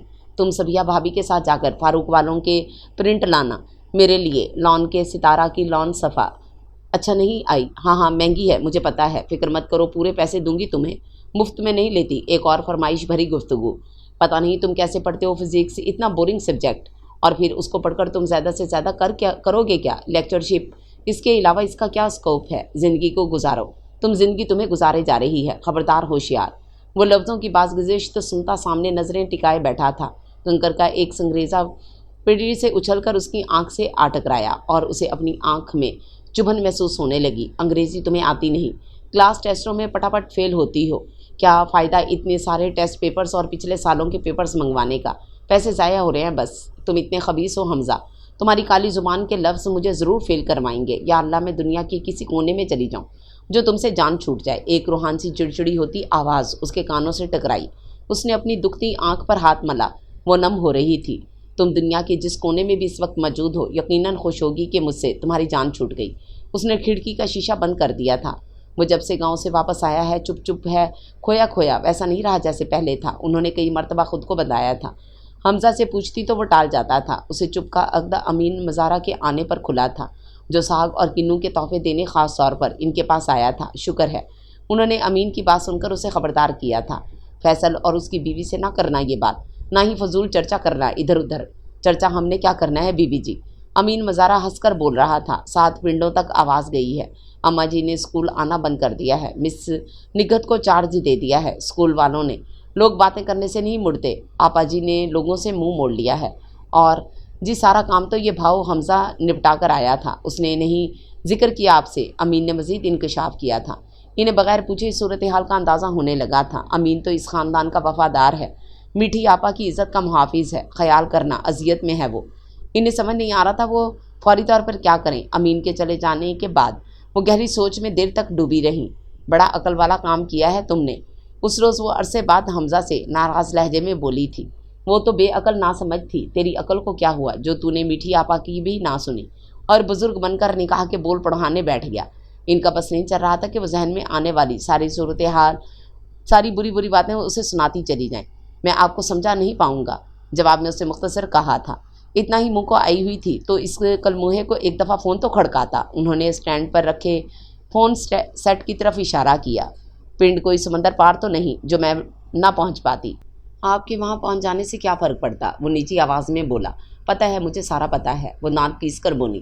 اپنا غصہ اس کنویں میں دھکا دے کر نکالا تو نے۔ حمزہ نے چونک کر اپنی ماں کی طرف دیکھا۔ ہاں تو اور کیا، انہوں نے اس کی نظروں کی پرواہ نہ کرتے ہوئے کہا۔ یہ جان کر کے اس نے تجھ پر کمہار کے لڑکے کو ترجیح دے دی۔ تو نے اسے کچھ کہا نہ سمجھایا، بس ہاتھ سے پکڑ کر آگے کیا۔ لے مزہ چکھ اس کو چننے کا۔ دھوپ کا رخ دیکھ کر کسی کو پتہ نہیں چلتا سایہ کدھر کو چلے گا۔ تو بھی اتنا بچہ نہیں کہ تجھے پتہ نہیں اس نکاح کے بعد اس نے کیا جھیلنا ہے۔ دھیمی دھیمی لو پہ ساری حیاتی جلنا ہے، کچے کوئلے کی طرح سلگنا اور سیاہ ہو جانا ہے کہ تخت چڑھی ملکہ بننا ہے۔ ماں جی، آپ نہیں سمجھتی، آپ کو اندازہ نہیں ہے کہ صورتحال کیا تھی۔ وہ ان کی باتوں سے گھبرا کر بول اٹھا تھا۔ اندازہ ہے مجھے، میں تجھے بھی جانتی ہوں اور اس نمانی کی ضدوں کو بھی۔ تو اس سے وقت لیتا، اسے بہلا پھسلا کے ادھر لے آتا، 4 دن کمہار کے لڑکے سے مرد بن کر بات کرتا، پر تو نے تو میٹھی آپا کو بھی اپنے ساتھ چپ کروا دیا۔ وہ مسلسل اسے ملامت کیے جا رہی تھیں، اوپر سے اس غریب کو اکیلا چھوڑایا ہے۔ تیری ادھر کون سی ملیں بند ہو گئی تھیں تیرے نہ ہونے سے؟ انہوں نے اسے مزید گھرکا۔ صبح کاغذوں کی فائل لے کر نکلنا اور شام تک دفتر پھر کر نوکری ڈھونڈنے کے سوا کون سا ضروری کام تھا جو تیرا رک گیا تھا؟ حمزہ خاموش بیٹھا سنتا رہا۔ اس بیچاری کو لوگوں کی زبان کے فائر کے آگے اکیلا چھوڑایا ہے، وہ بولے جا رہی تھیں۔ ٹکٹ کرا صبح ہی 2 اور چل میرے ساتھ میٹھی آپا کے پاس، نہیں معلوم کیا حال ہو رہا ہوگا اس کا۔ انہوں نے اس کا شانہ جھنجھوڑ کر حکم دیا تھا۔ اس بار گاؤں آ کر چچی جان کی جو حالت اس نے دیکھی، اس کا دل بیٹھ گیا۔ جیسے اماں کہتی ہیں اس کے حساب سے کیا میں ہی ان کی اس حالت کا ذمہ دار ہوں؟ وہ ایک نئی کشمکش میں پڑ گیا۔ اماں جو حل بتاتی کیا وہ ممکن تھا؟ اس نے سوچا اور اس کے دل نے نفی میں جواب دیا۔ اماں چاچی جان کی خاموشی کا قفل توڑنے کی کوشش کرتی رہی مگر ناکام لوٹی۔ لیکن جتنے دن وہ وہاں رہی انہوں نے گاؤں کی عورتوں سے ملاقات بھی کی اور ان کے سوالوں کے جوابات بھی دیے۔ خود اس سے اور چچی جان سے زیادہ اماں بہادر تھی۔ مکمل صفائی کرو گھر کی، موت ہو جائے تو بھی اتنے دن کا سوگ نہیں مناتا ہوگا کوئی، غضب ہے اللہ کا، من گرد پڑی ہے ہر چیز پر۔ اماں نے ماسی ہاجرہ کو حکم سناتے ہوئے کہا۔ اماں کے قیام کے دوران ویران گھر میں آبادی کے آثار نظر آنے لگے تھے۔ چچی جان نے چہرے سے کپڑا ہٹا کر سب کو دیکھنا اور کمرے سے باہر نکل کر بیٹھنا شروع کر دیا تھا۔ اتنے غم کے ساتھ یہ اپنی عمر تنہا کیسے گزاریں گی؟ وہ سوچتا رہا۔ آپ ہمارے ساتھ چلیں، اس نے گھبرا کر ان سے کہا۔ جواب میں انہوں نے سختی سے سر ہلایا تھا اور یہ نہ ہمیشہ کی طرح نہ ہی رہی تھی۔ اس کی اور اماں کی محنتوں پر بھی ہاں میں نہیں بدلی تھی۔ حمزہ جانتا تھا کہ مائرہ جس ضد پر اڑ گئی تھی، اماں کی بتائی ہوئی تدبیر سے بھی وہ اپنی ضد سے دستبردار ہونے والی نہیں تھی۔ پھر بھی اماں کی باتوں نے اسے ایک عجیب سی احساس جرم میں مبتلا کر دیا تھا۔ گاؤں سے اس دن واپس آتے ہوئے اس نے اپنے لیے فیصلہ کیا تھا جس کا پہلے اس نے کبھی سوچا بھی نہیں تھا۔ جس روز اس کی اس گورنمنٹ ہائی اسکول میں بطور سائنس ٹیچر تعیناتی ہوئی جہاں سے اس نے خود میٹرک کیا تھا، اس دن اس جیسا خوش اور اس جیسا افسردہ شاید کوئی نہ تھا۔ اس سے 2 روز پہلے ہی اسے اٹامک انرجی کمیشن سے بھی اپائنٹمنٹ لیٹر ملا تھا۔ اس پر اسکول ماسٹری کو ترجیح دینے کا پہلے اسے کبھی خیال نہیں آیا تھا، مگر وہ دل کی خلش تھی کہ کیا تھا جس نے اسے گورنمنٹ ہائی اسکول کے ماسٹری کو ترجیح دینے پر اکسایا تھا۔ اس کے اس فیصلے نے گھر میں سب کو ہی چونکایا تھا سوائے اس کی اماں کے۔ فیصل بھائی نے اسے احمق اور جذباتی قرار دیا اور بہنوں نے سخت مایوسی کا اظہار کیا تھا، مگر اماں نے سنجیدگی سے سر ہلایا تھا۔ ٹھیک ہے، یہ بچے پڑھانے سے بڑا نیکی کا کام کوئی نہیں، تیری عاقبت بھی سنور جائے گی۔ اماں نے خود کبھی اسکول کی شکل نہیں دیکھی تھی، مگر اتنی حکمت کی باتیں نہ جانے کیسے کر لیتی تھیں۔ وہ اپنا مختصر سامان لیے ٹرین پر سفر کرتا گاؤں پہنچا تھا اور یہاں پہنچ کر اس نے دیکھا کہ چاچی جان کے چہرے پر اس کی آمد کی نوعیت جان کر زندگی کی ایک ہلکی سی لہر دوڑ گئی تھی۔ بیٹھک کے ساتھ والا کمرہ حمزہ کے لیے تیار کرو، انہوں نے اشارے سے ماسی ہاجرہ کو کہا۔ آپ بول سکتی ہیں تو بولتی کیوں نہیں؟ نہیں بولا جاتا تو پھر میں آپ کو کسی اچھے ڈاکٹر کے پاس لے جاؤں گا۔ حمزہ نے ان کو ابھی تک اشاروں کی زبان میں گفتگو کرتے ہوئے دیکھا تھا۔ نہ، انہوں نے انگلی کے اشارے سے جواب دیا، اور یہ اسی طرح کی نہ تھی جس کے آگے شاید کوئی دلیل نہیں چلنی تھی۔ اس نے فی الحال اس موضوع پر بات کرنے سے گریز کرنا بہتر خیال کیا۔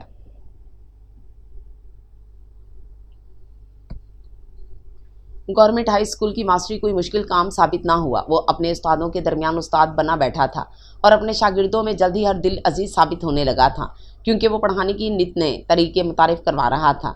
डंडे के जोर पर चलने वाले लड़के जदीद एक्टिविटीज़ के ज़रिए पढ़ रहे थे और इन्हें इसकी क्लास का इंतज़ार रहता था। उसके उस्ताद उसको बच्चों से सख्ती बरतने को कहते और वो मुस्कुरा देता। देख लेना, ये बच्चे साइंस में रिजल्ट नहीं देंगे, तुम इनको मस्त रखते हो, वो कहते। हमने बहुत हड्डियां तोड़वाईं, लेकिन हम में से कितने मैट्रिक पास कर गए सर जी, याद है आपको, वो कहता और अपने तरीके से काम करने में मगन रहता। वो कस्बे का स्कूल था, सुबह का गया, शाम को वो वापस गाँव जाता। गाँव जाने के लिए उसे लाइन पार करना पड़ती और इस गाँव के आगे से गुजरना होता जहाँ मायरा गई थी। इस गांव को जाने वाले रास्ते से गुजरते हुए इसका दिल भारी हो जाता और वो अपनी वेस्पा वहाँ से भगाने की कोशिश करता था। मैं सुनगुन लेती रहती हूँ, मासी हाजरा कभी कभार उसके कान में सरगोशी करती। वो तो कब के अपने बंदे समेत वहाँ से चली गई है। कोई कहता है कराची गई, कोई कहता है वलायत चली गई। उसके ससुराली उसकी कोई कदर नहीं करते। वो कहते हैं 7 पिंड हमें बददुआएं देते हैं चौधरियों की लड़की लाने पर, वो बताती। इन 7 पिंडों की भी अजीब थ्योरी है। ये दांतों में उंगलियाँ दबाए बैठे रहते हैं, मुलामत करते हैं, दूसरे के मामले में सरगोशियाँ करते हैं और सुनगुन लेने में मसरूफ़ रहते हैं। इनकी कोई और काम नहीं अपना। और वो कभी कभी मासी हाजरा को जवाब देता, 7 पिंड मतलब है कि इधर उधर के लोग, वो वजाहत करती तो वो हंस देता। यहाँ आने के 1-2 माह बाद उसने लाशऊरी तौर पर कोशिश करना शुरू कर दी थी कि वो इस घर में वो सामान करेगा जो चची जान को ज़िंदगी की तरफ वापस ला सके। उसने अपनी पहली तनख्वाह पर घर की चंद ज़रूरी मरम्मतें करवाईं और उसके बाद रंग रोगन नया करवाया। मुर्गियों के डरबे और परिंदों के पिंजरे लाकर रखे।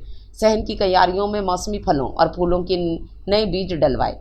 घर में रौनक की आमद होने लगी। गांव के लोगों से उसकी मेल मुलाकात बढ़ी तो दरवाजे पर दस्तक भी होने लगी। घर जिंदा और मौजूदा इंसानों का मस्कर बनने लगा। उसने देखा था कि इन तब्दीलियों का असर चची जान के मिजाज और तबीयत पर पड़ने लगा था। वो हर कोशिश करना चाहता जिससे इनके दुख और उम्र भर की रियाजत ज़ाया होने का एहसास कम हो सके। किसी दिन वो कमरा भी खोलकर देख ले भाऊ जिसमें मायरा रहती थी। उसका चूना तो इस वक्त भी झड़ रहा था और बाहर गली का पानी अंदर दीवार में सिलन दे रहा था। एक दिन मासी हाजरा ने डरते डरते इससे कहा था, अच्छा देखते हैं। उस रोज़ वो उसे टाल गया था, मगर इस बात के 2 माह बाद बंद गली में खड़े गांव के एक दोस्त से बात करते उसकी नज़र इस कमरे के बैरूनी दरवाजे पर पड़ती। दरार पर पड़ी। अरे ये कमरा तो ज़्यादा ख़राब हो रहा है, उसने सोचा। और इसी रात चची जान के सिवा जाने के बाद वो दरवाज़ा इतने अरसे के बाद खोला था। कमरे में मौजूद हर चीज़ पर दीवार से झड़ने चूने की ज़रात बिखरे थे और सेलन की बू थी।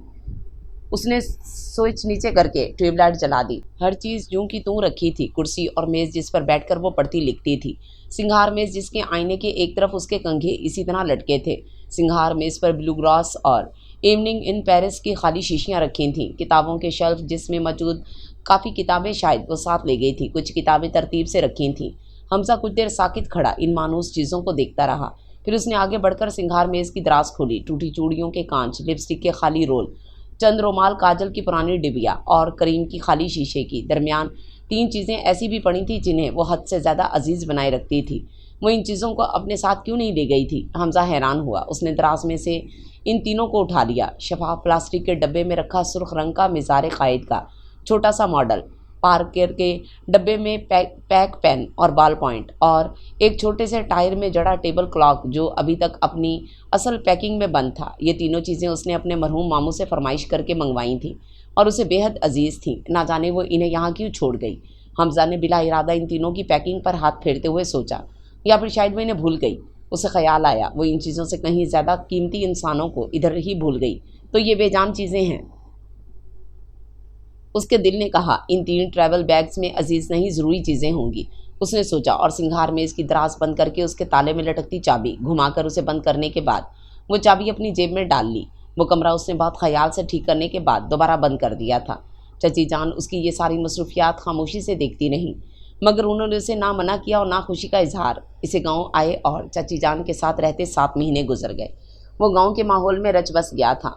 गांव के लोग उस्ताद होने की वजह से उसकी इज्जत करते थे और उसके यहाँ रहने की वजह से मायरा के सिलसिले में होने वाली चहमगोइयाँ भी बंद हो गई थीं। उसने अपने अमीन मिजारा से चची जान की बच रहने वाली ज़मीन का ठेका तय कर दिया था। घर में चची जान के गुजारे के लिए आमदनी का बंदोबस्त हो गया था। बाकी अखराजात खुद उसने उठा रखे थे।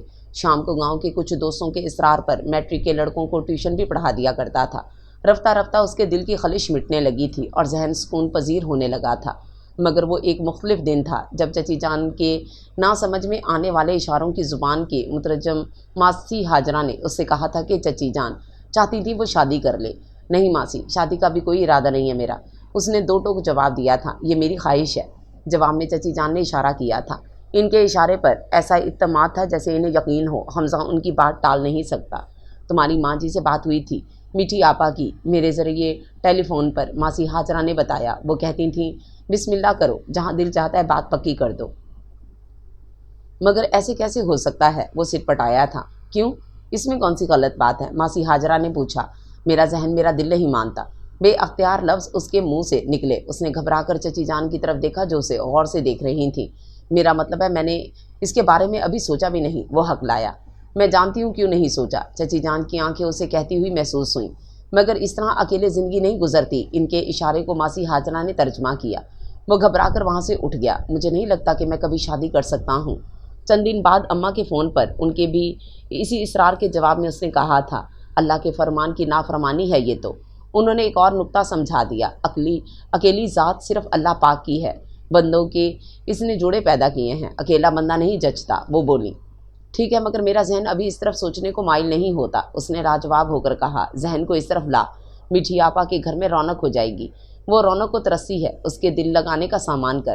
اماں دھیمے لہجے میں اس پر جذباتی وار کر رہی تھیں۔ کس سے کروں شادی؟ اس نے پوچھا۔ بتائیں، کوئی ہے آپ کی نظر میں؟ انسان نیت کر لے تو سبب ہزار بن جاتے ہیں، تو نیت تو کر، انہوں نے رسان سے کہا۔ اس کی نیت کرنے کے بعد معاملہ حل ہو گیا۔ میٹھی آپا نے چودھری ذوالفقار کی لڑکی کی طرف اشارہ کیا تھا۔ آج اس کی بات پر وہ چونکا تھا۔ اس کے چند ہی دن بعد ماسی ہاجرہ نے خوشی سے لڑکھڑاتی آواز میں اسے بتایا۔ وہ کون ہے چودھری ذوالفقار؟ حمزہ نے نظر اٹھا کر ماسی کی طرف دیکھا۔ وہی نہری بنگلے والا چودھری، کلثوم کا ماما۔ ماسی نے جو تعارف کروایا وہ حمزہ کے لیے اجنبی تھا۔ اسی کی بیٹی ہے آمنہ، بڑی سونی اور بڑی عقل والی۔ ماسی نے کچھ دیر اس کے جواب کا انتظار کرنے کے بعد کہا، اچھا۔ پھر اس نے سوچا، وہ بچی میٹھی آپا کو بہت پسند آئی ہے، اپنی ماں کے ساتھ آئی تھی ادھر ملنے۔ ماسی ہاجرہ نے اس کو تھوڑا سا بھی تجسس ظاہر نہ کرتے دیکھ ذرا ٹھہر کر بتایا، سونے اور عقل والے لوگوں کو اپنے جیسے ساتھی سجتے ہیں ماسی، مجھ میں تو یہ دونوں ہی خوبیاں نہیں ہیں۔ حمزہ نے سامنے دیکھتے ہوئے کہا، تجھ میں کیا کمی ہے بھاؤ؟ وہ تو بسم اللہ کر کے رشتہ دیں گے۔ ماسی نے جھٹ جواب دیا، جب کمہار کے لڑکے کے ساتھ چودھریوں کی لڑکی بس سکتی ہے تو سب راضی خوشی رہ سکتے ہیں۔ ماسی نے اپنا فلسفہ پیش کیا۔ بس بھی گئی، رچ بھی گئی۔ حمزہ کا دل چاہا کہے، ایسے کہ پلٹ کر دیکھنے کی فرصت نہیں۔ اس کے دل میں عجیب سا بوجھل پن اتر آیا۔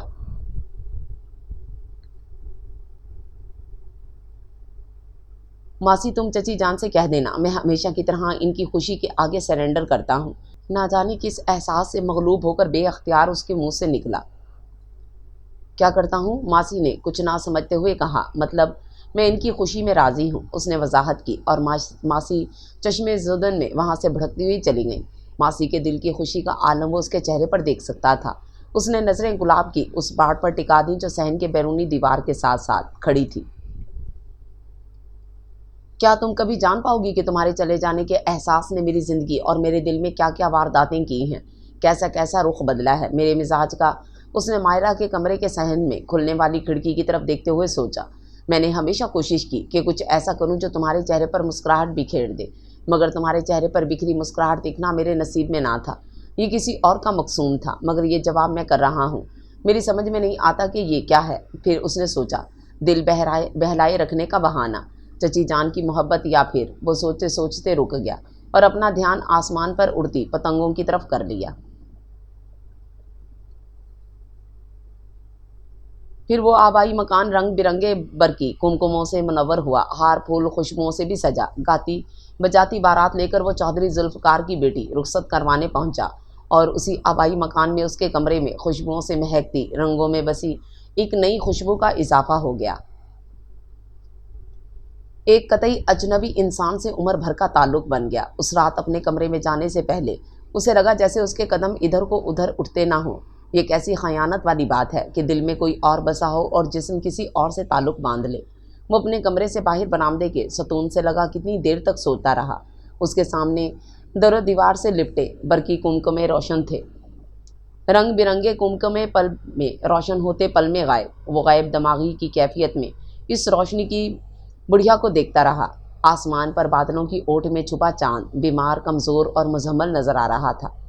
فضا میں دن کے پھول ادھر سے ادھر اڑتے پھرتے تھے۔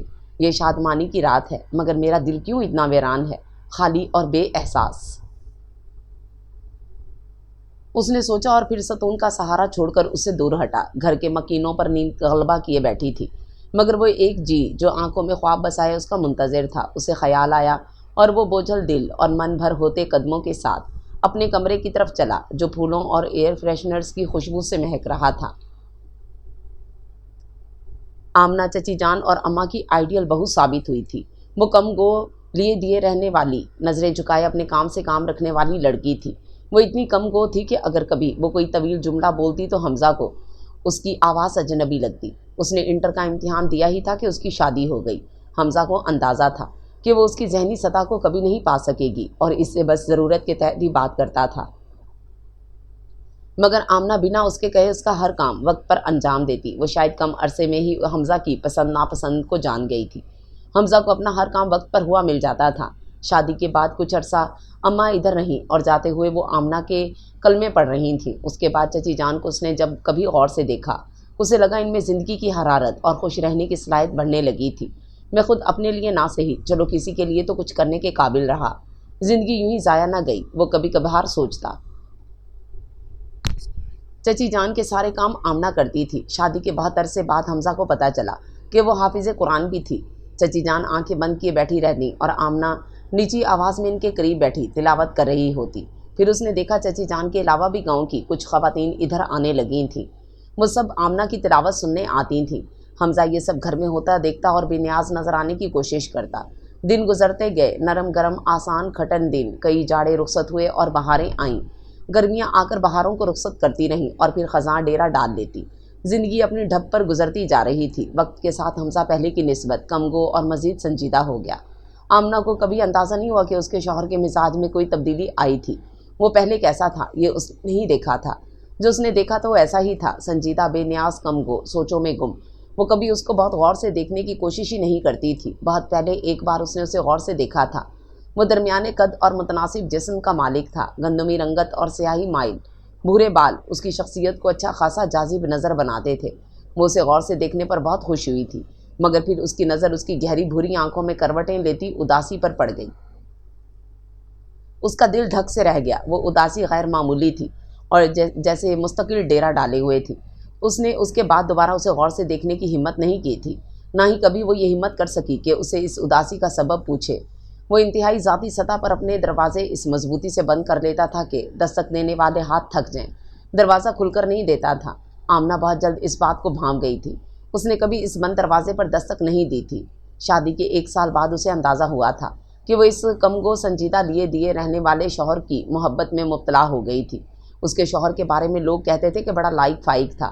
اس کے شاگرد قابل اور ذہین تھے اور اپنے استاد کو اپنا رول ماڈل قرار دیتے تھے۔ گاؤں کے لوگوں میں اس کی نیک نامی تھی۔ وہ اپنی بیوہ چاچی کی خاطر شہر کی کامیاب زندگی ٹھکرا کر ادھر محدود زندگی گزارنے کو آ گیا تھا۔ اس کی ذات سے متعلق سارے نکات مثبت تھے۔ اس پر قربان آمنہ اپنی زندگی پر صابر، شاکر، خوشی خوشی زندگی گزار رہی تھی۔ اس کو صرف ایک بات کا قلق ہر دم رہتا تھا، 4 سال گزرنے کے بعد بھی وہ اولاد کی نعمت سے محروم تھی۔ اس کا بے نیاز شوہر اس محرومی سے بھی بے نیاز تھا۔ اس نے اس سلسلے میں اس سے کبھی خواہش کرتے یا محرومی کا شکوہ کرتے نہیں سنا تھا۔ میرا ہی کچھ قصور ہوگا، اس نے یہ کمی بھی اپنے کھاتے میں ڈال لی تھی، اور اس کے زیر اثر وہ پہلے سے زیادہ تندہی سے اس کی اور چچی کی خدمت میں مشغول ہو جاتی۔ ماسی ہاجرہ چپکے چپکے اسے کئی قسم کے ٹوٹکے آزمانے کی ترکیبیں بتاتی اور وہ چپکے چپکے ان پر عمل کرتی رہتی۔ تیرے سینے میں تو قرآن محفوظ ہے بی بی، تجھے اللہ کبھی نامراد نہیں رہنے دے گا، ماسی ہاجرہ اسے یقین دلاتی۔ وہ سر جھکا دیتی۔ دن یوں ہی خاموشی سے گزر رہے تھے۔ وہ سب اپنی روٹین کے عادی ہو چکے تھے، مگر وہ ایک مختلف دن تھا جب آمنہ صحن میں مشین لگائے کپڑے دھو رہی تھی اور ماسی ہاجرہ بھوننے سے پہلے سوکھی مرچوں کی ڈنڈیاں توڑ رہی تھیں۔ چچی جان اپنے کمرے میں لیٹی تھیں جب گھر کا داخلی دروازہ بنا دستک زور سے ایسے کھلا کہ اس کے کواڑ دیوار سے جا لگے۔ دروازے کے قریب رکھے رنگ برنگے پرندوں کے پنجرے میں بند پرندے بری طرح پھڑپھڑا کر پنجرے کی جالیوں سے جا لگے۔ صحن میں پھرتی مرغیاں اچھل کر ادھر ادھر جا گریں۔ آمنہ نے گھبرا کر پیچھے مڑ کر دیکھا۔ آنے والی بے حد اعتماد کے ساتھ صحن کے بیچوں بیچ کھڑی تھی۔ آمنہ نے استجاب بھری نظروں سے ماسی ہاجرہ کی طرف دیکھا، جس کی مرچیں توڑتے ہاتھ اپنی جگہ جیسے تھم گئے تھے۔ کیسی ہو ماسی؟ آنے والی نے خود ہی ماسی کو مخاطب کیا تھا۔ تو کیسے آ گئی؟ لفظ ماسی کے منہ سے اٹک اٹک کر نکلے۔ کیا نہ آتی؟ ادھر سے جواب میں سوال آیا۔ ماسی کے پاس شاید اس کا کوئی جواب نہیں تھا۔ اس نے سر جھکا کر جلدی جلدی مرچیں سمیٹنا شروع کر دیں۔ آنے والی مالکانہ استحقاق کے ساتھ قدم بڑھاتی اندر کو چلی گئی۔ مائرہ ہے۔ اس کے اندر جانے کے بعد ماسی نے آمنہ کی طرف دیکھا۔ آمنہ نے دیکھا ماسی کے دوپٹے کا کونا اس کے دانتوں تلے دبا تھا۔ چچی جان کی وہ بیٹی جو کمہار کے لڑکے کے ساتھ نکاح کر کے چلی گئی تھی واپس آ گئی تھی۔ آمنہ اس سے زیادہ کچھ نہیں جانتی تھی۔ شاید ماسی ہاجرہ حیران تھی کہ مائرہ کے آنے پر جس ہنگامے کی وہ توقع کر رہی تھی وہ نہیں ہوا تھا۔ میٹھی آپا نے مائرہ کی آمد کی خبر سن کر کچھ بھی رد عمل ظاہر کیے بغیر سالوں بعد ایک بار پھر منہ پر کپڑا ڈال لیا تھا۔ حمزہ کو شام گھر لوٹنے پر جب مائرہ کی آمد کا پتہ چلا تو وہ بھی ماسی کو اتنا نارمل لگا تھا جیسے یہ کوئی متوقع بات ہو۔ مائرہ نے آ کر کسی سے بات کرنے کی خواہش ظاہر نہیں کی تھی۔ ماسی سے صرف اپنے کمرے کی چابی مانگی تھی۔ چابی حمزہ کے پاس تھی، اس لیے حمزہ کی آمد تک وہ پچھلے برآمدے میں بچھے تخت پر یوں لیٹی رہی تھی جیسے یہاں سے کبھی ہی گئی نہ ہو۔ حمزہ کی آمد پر ماسی کے ذریعے چابی لے کر وہ اپنے کمرے میں جا گھسی تھی۔ ماسی کی سمجھ میں بھی یہ نہیں آ رہا تھا کہ کیا اسے مائرہ کے کمرے کی صفائی کرنی چاہیے یا نہیں۔ مالکوں سے پوچھے بغیر وہ یہ کام کیسے سر انجام دے سکتی تھی؟ وہ گھر کے کسی بھی فرد سے زیادہ مضطرب تھی۔ مائرہ تمہاری مہمان ہے، میں کے آئی ہے، اس کی مطارت میں کوئی کمی نہ کرنا۔ اس شام آمنہ کے کم گو سنجیدہ مزاج شوہر نے اسے ہدایت کی تھی۔ اس نے سر جھکا کر اس فرمان کو قبول کیا اور گھر کے باورچی خانے سے پلاؤ اور قورمہ پکنے کی مہک اٹھنے لگی۔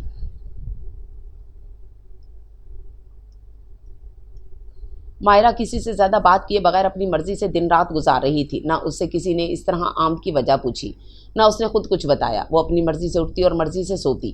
جاگنے پر اسے آمنہ کی مہمان نوازی سے لطف اندوز ہونے کا موقع ملتا، سو جانے پر اس کی نیند میں کوئی خلل نہیں ڈالتا تھا۔ ماسی ہاجرہ یہ سب دیکھتی اور سوچتی، یہ پڑھے لکھے لوگوں کے رویے ہیں۔ ہم جاہل کیا جانے مصلحت اندیشی، خاموش طبعی اور سکون پذیری کیوں۔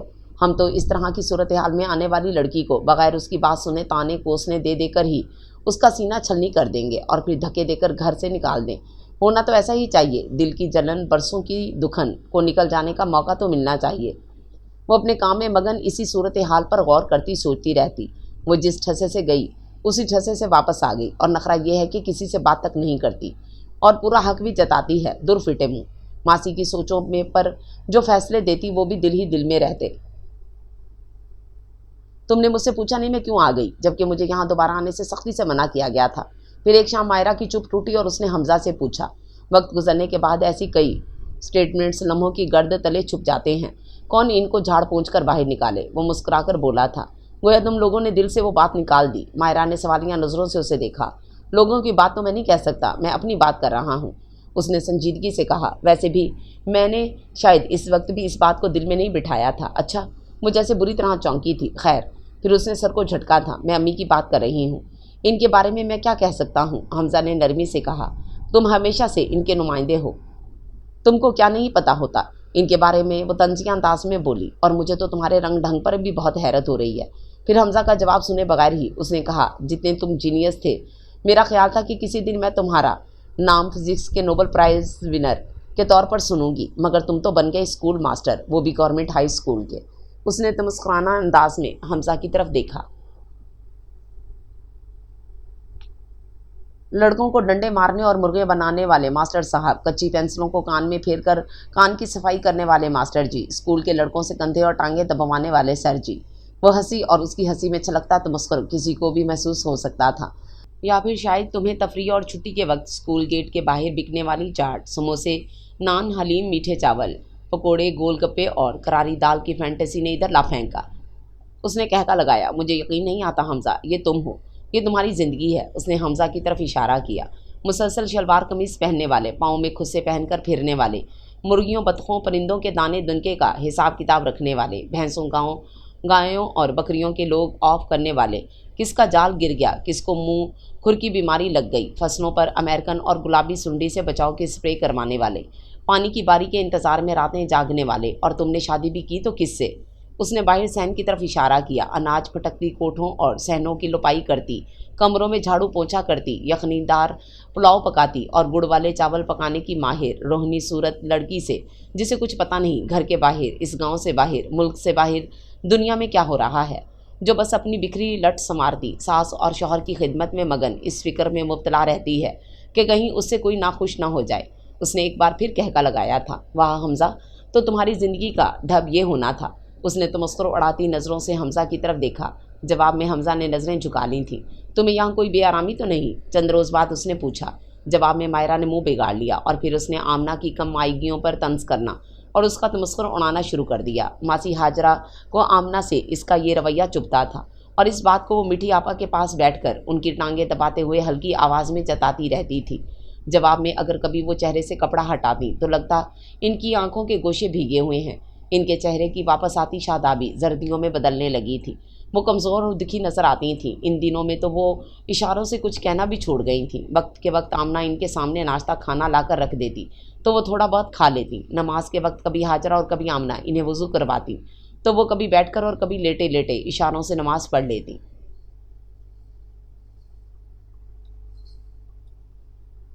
ऐसा बेहिस पत्थर दिल भी कोई ना होगा, मासी सोचती। महीना होने को आया है आए हुए। माँ की शक्ल देखी ना देखने की आरजू की है कभी। सांप का बच्चा है, सांप का बच्चा। नस्ल बदलती है, फितरत नहीं। फिर वो हमेशा की तरह खुद ही फैसला सादिर करती और लोगों की ज़ुबानें सुना है फिर से खुलने लगी हैं। आमना से कुरान पाक की तिलावत सुनने के लिए आने वाली औरतों ने इधर आना छोड़ दिया है। कोई अपना बच्चा भी नहीं भेजता अब इधर सबक लेने के लिए। पर इसने वापस कब जाना है वो सोचती। अल्लाह जाने वो किधर है सनम उसका, जिसकी खातिर सबको छोड़ के गई थी। हमने तो लाइन पार के जंगल वाला रास्ता ही बदल लिया, लंबे रास्ते से होकर शहर जाने की आदत डाली। डाकुओं चोरुओं के पिंड का रास्ता कौन देखे। वो अपने ही ध्यान में बातें करती और जवाब देती रहती। तुमने मुझसे पूछा नहीं मैं किस हाल में जीती हूँ। फिर एक रोज़ जब हमज़ा एतवार की छुट्टी घर पर था, मायरा ने उससे कहा, यकीनन अच्छे हाल में जीती होगी इसलिए नहीं पूछा। वो रुसान से बोला, दरअसल मैं सदा का खुशगुमान हूँ। तुम्हें तजस्सुस नहीं होता कि मैंने जो सरकशी की उसका नतीजा मेरे हक़ में निकला या मेरे ख़िलाफ़? उसने हमज़ा की बात अनसुनी करते हुए कहा।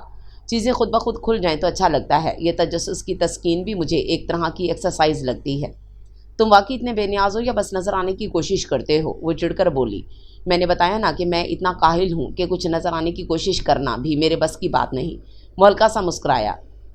Hell with you. मायरा ने गुस्से से पाँव मारकर सामने रखी तपाई खिसकाई। तुम सब मेंटल हो चुके हो, एकदम पागल। हाँ, ये कॉम्प्लीमेंट बिल्कुल ठीक है, कम से कम मेरे लिए। तुम जैसे दीवानों की तरह मेरी हर बात से मुत्तफिक रहते थे। मेरा ख्याल था आज भी वैसे ही होगे। उसने दांत पीस कर कहा। मैं 3 साल बाद इंग्लैंड से वापस आई हूँ। उसने पहली बार अपने बारे में बात की। और मैं इस घर का रुख कभी ना करती अगर मैं ये ना सुनती कि अब तुम इस घर के कर्ता धर्ता हो। तुम जानते हो कि मैं यहाँ सिर्फ तुम्हारे लिए आई हूँ। इसने इंकशाफ किया। मगर तुम, वो सर झटक कर बोली, तुम पत्थर के हो चुके हो, मेरी समझ से बिल्कुल बाहर। ओह आई एम सॉरी। हमज़ा सीधा होकर बैठ गया। फिर तो मुझे तुम्हें बिल्कुल और तरह से ट्रीट करना चाहिए। तुम जानती हो कि मुझे कभी समझ नहीं आया मुझे कब कैसा रवैया अपनाना चाहिए। तुम्हें सब पता है कि क्या सही है क्या नहीं, क्या होना चाहिए क्या नहीं होना चाहिए। वो गुस्से से बोली। सिर्फ तुम बेहिस हो गए हो और बेनियाज नजर आने की एक्टिंग करते हो। और ऐसा, उसने बावर्ची खाने की तरफ इशारा किया, तुम्हारी इस कम अकल बेशऊर अनपढ़ बीवी की वजह से हुआ है। तुम अपनी ज़ाती ज़िंदगी से मायूस हो, इसलिए तुमने ख़ुद को ज़ात के सर्द खाने में छुपाकर बेनियाजी की चादर ओढ़ ली है। और ये थी वो चीज़ जिससे बचने की ख्वाहिश ने मुझे नादिर का इंतखाब करने का मौका दिया। जब हमज़ा ने सुबह से छाए बादलों से बरसने वाले पहले क़तरे पर नज़र जमा ली, मैं वो ना करती तो आज तुम्हारी तरह किसी जाहिल पेंडू बेशऊर चौधरी के पल्ले बंधी कूल्हों के बैल और कुएं की मेंढक जैसी ज़िंदगी गुजार रही होती। टिप टिपा टिप टिप मोटी मोटी बूंदें कतरा कितार बांधे बरसने लगी थीं और फ़ज़ा में खुश्क मट्टी पर पड़ने वाले पानी के बाद उठने वाली खुशबू फैल गई थी। मुझे कोई रिग्रेट नहीं है अपने इस फैसले पर। कुछ देर के तौक़ुफ़ के बाद उसने जताने वाले अंदाज में कहा, ना तुम लोगों के आकनामे ने मेरी ज़िंदगी पर कोई असर डाला, ना चौधरियों की बेटी के कुम्हार के बेटे से निकाह करने ने। अल्लाह का शुक्र है। हमज़ा ने मुसलसल बरसती बारिश की बूंदों पर नज़र जमाए हुए कहा, मगर शायद मेरी ज़िंदगी में कुछ गम है। हमज़ा के इन्हमाक को मायरा के इस जुमले ने तोड़ दिया था। उसने गर्दन फेर कर मायरा की तरफ देखा। इतने सालों के बाद भी मुझे लगता है कि मैं नादिर को बहुत सारा जान लेने के बाद भी उसके बारे में बहुत कुछ नहीं जानती। हमज़ा ने नज़र झुकाकर मायरा की बात पर गौर करने की कोशिश की। जैसे एक खला है। मायरा ने अपने बाजू फैला कर कहा, एक वाइड ना नज़र आने वाला वो सामने देखते हुए कह रही थी। वो खला इतना तारीक है कि इसमें इंसान महज टामुक टोइयाँ ही मारता रह जाता है, उसके पार नहीं जा सकता, उसको अबूर नहीं कर सकता। तुम मेरी बात समझ रहे हो ना? उसने हमज़ा की तरफ देखा। उसे क्या पसंद है, मुझे क्या नापसंद है, वो क्या ओढ़ना पसंद नहीं करता, मैं कैसे खाना पीना चाहती हूँ, ज़िंदगी में क्या चीज़ अहम है, क्या गैर अहम, पहली तरजीह क्या है, दूसरी क्या, आखिरी क्या है, सब कुछ इस खला के मुहीब सन्नाटों और अंधेरों में गुडमुड होकर रह जाता है। किस चीज़ का कोई सिरा ही नहीं मिलता। उसने एक बार फिर हमज़ा की तरफ देखा जो होंठ भींचे बैठा उसकी बात सुन रहा था।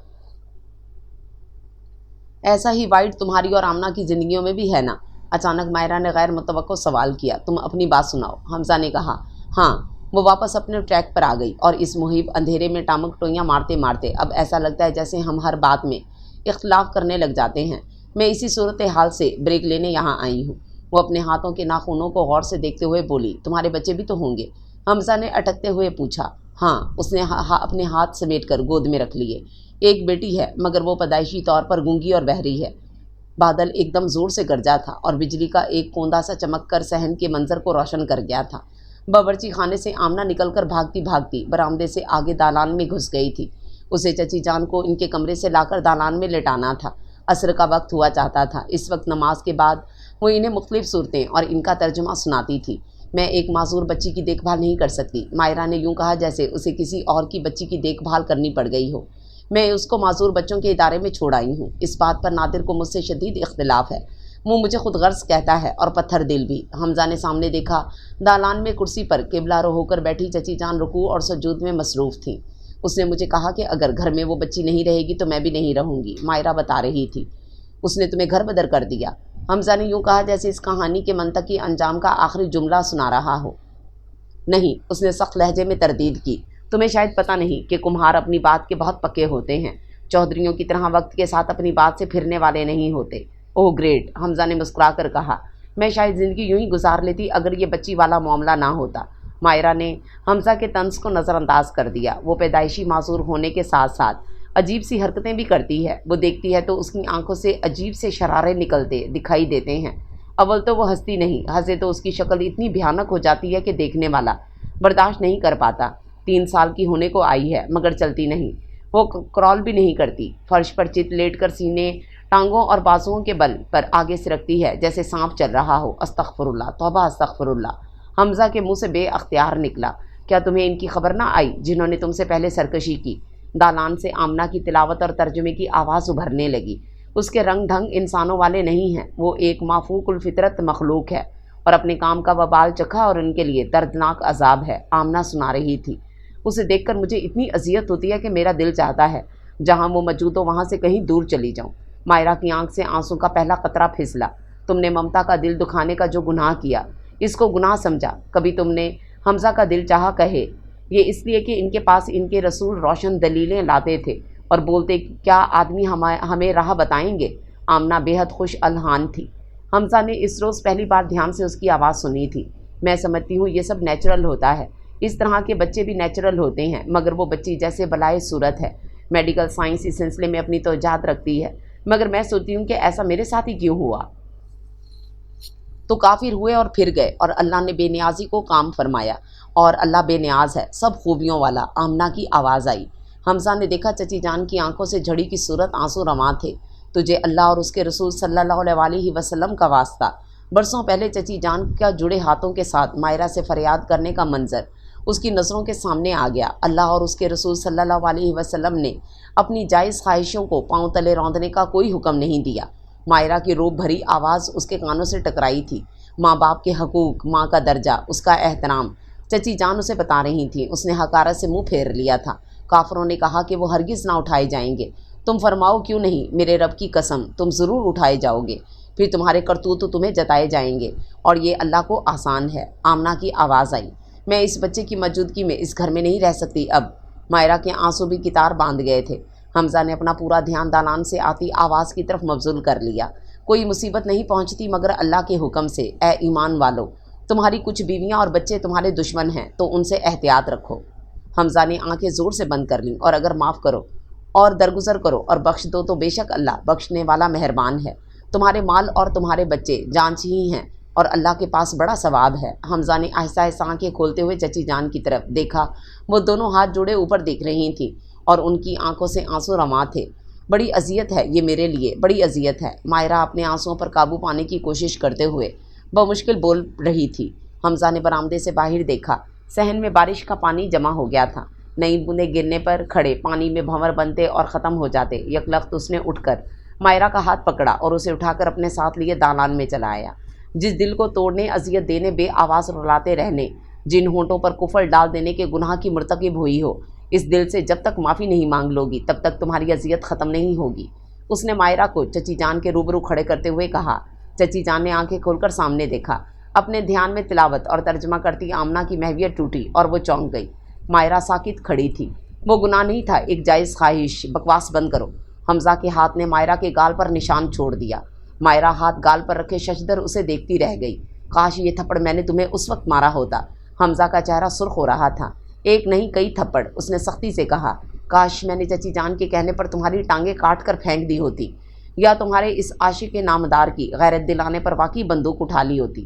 اس کی آواز اشتعال کی وجہ سے کانپنے لگی تھی، مگر اس وقت میرا نادان دل میری تمہاری محبت کا مغلوب تھا۔ تمہاری ہر خواہش کا احترام کرتے ہوئے تمہارے چہرے پر بکھری مسکراہٹ دیکھنے کا مت بنی۔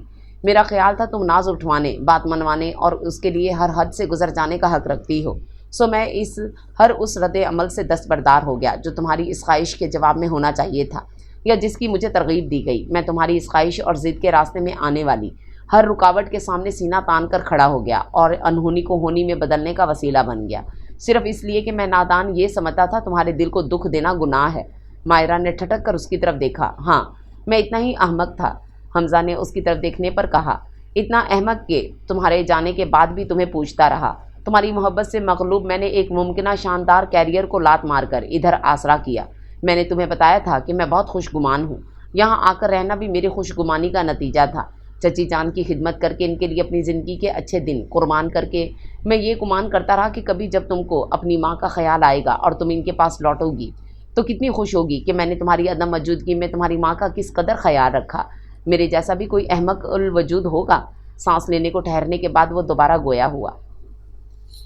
میں نے یہ نہیں سوچا کہ جو اپنی ماں کی برسوں کی ریاضت کی ناقدری کرتے ہوئے اجنبی کی خاطر اسے ٹھکرا سکتی ہے، وہ میری محبت یا میرے دل کے جذبوں کی کیا قدر کرے گی، جس کی آنکھ، دل اور زبان پر شر کا پردہ پڑ گیا، جس نے اپنی غرض میں اس دل کو پاؤں تلے روند ڈالا جس میں رب بستا ہے، جو ناشکری کی انتہا پر پہنچ کر کہتی رہی میری ماں آن بان کا ڈھول پیٹتی رہے گی عمر بھر، وہ میری شکر گزار کیا ہوگی۔ مگر میں نے بتایا نا کہ میں نے ایک عمر خوش گمانی میں گزاری۔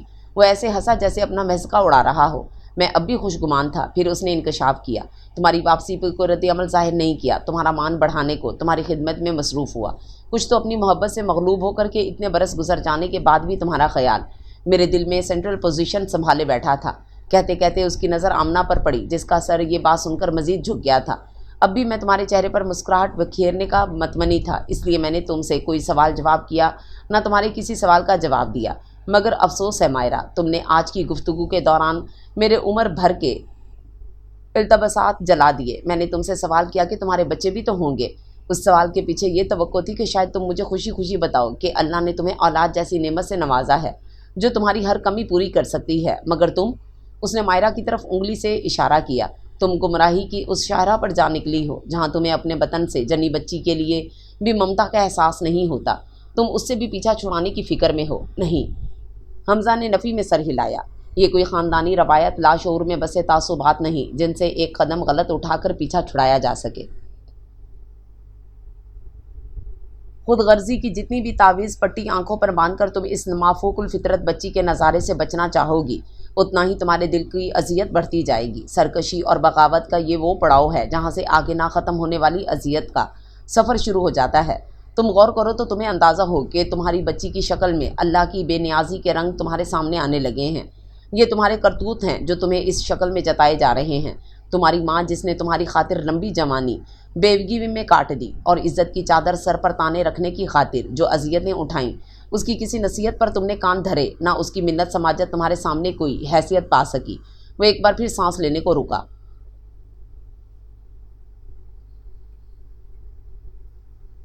اپنے نادر کے درمیان جس خلا کا تم نے ذکر کیا، جس میں ایک محیط سناٹا اور گپ اندھیرا چھایا ہوا ہے، جہاں تم دونوں ٹامک ٹوئیاں مارتے ایک دوسرے سے دور ہوتے جاتے ہو، یاد کرو یہ وہی خاندانی فرق ہے، تربیت اور ماحول کا فرق، جس کو چچی جان تمہارے گوش گزار کر کے تمہیں کسی بڑی مصیبت سے بچانا چاہتی تھیں۔ وہ تجربہ کار تھیں، جانتی تھیں ذات، منصب، خاندان سے کچھ فرق بھی نہیں پڑتا، پر تو ماحول اور تربیت کا فرق ضرور آڑے آ جاتا ہے۔ تم نے کہا تمہاری پسند ناپسند، ترجیحات، طرز زندگی سب اس خلا میں گڈ مڈ ہو جاتا ہے۔ یہ وہ تلخ تجربہ تھا جس سے یہ تمہیں بچانا چاہتی تھیں، مگر تم کو اس تجربے سے گزرنے کی بے قراری تھی۔ شاید یہ تجربہ تلخ نہ ہوتا جو تم ان کی دعا لے کر ان میں سے گزرنے کو جاتی، مگر تمہاری بدقسمتی، تمہارا شعور، عقل، فہم اور بینائی سب سرکشی اور ضد کی آگ میں بھسم ہوئی، اور اس سے بھی بڑی بدقسمتی تمہاری یہ ہے کہ تمہیں اب بھی سمجھ نہیں آ رہی کہ تمہارا دل اذیت میں مبتلا کیوں ہے۔ اس نے دم بھر کو مائرہ کی طرف دیکھا جو سپاٹ چہرہ لیے چچی جان کو دیکھے جا رہی تھی۔ میں سمجھتا رہا کہ تمہارے ضمیر کی خلش ہے جو تمہیں اب تک ان کا سامنا کرنے نہیں دے رہی۔ وہ ہنسا، مگر اب سمجھ میں آیا کہ سرکشی کی یہ وہ سٹیج ہے جہاں اب بھی تم نے ان کی خاطر میں لانے کو تیار نہیں۔ مائرہ نے آنکھیں زور سے بند کر لی، اور میں وہ طنزی انداز میں ہنسا۔ مجھے دیکھو، ایک خود غرض کی محبت میں اتنا غرض مند ہوا کہ سب رشتوں کا احترام بھول گیا۔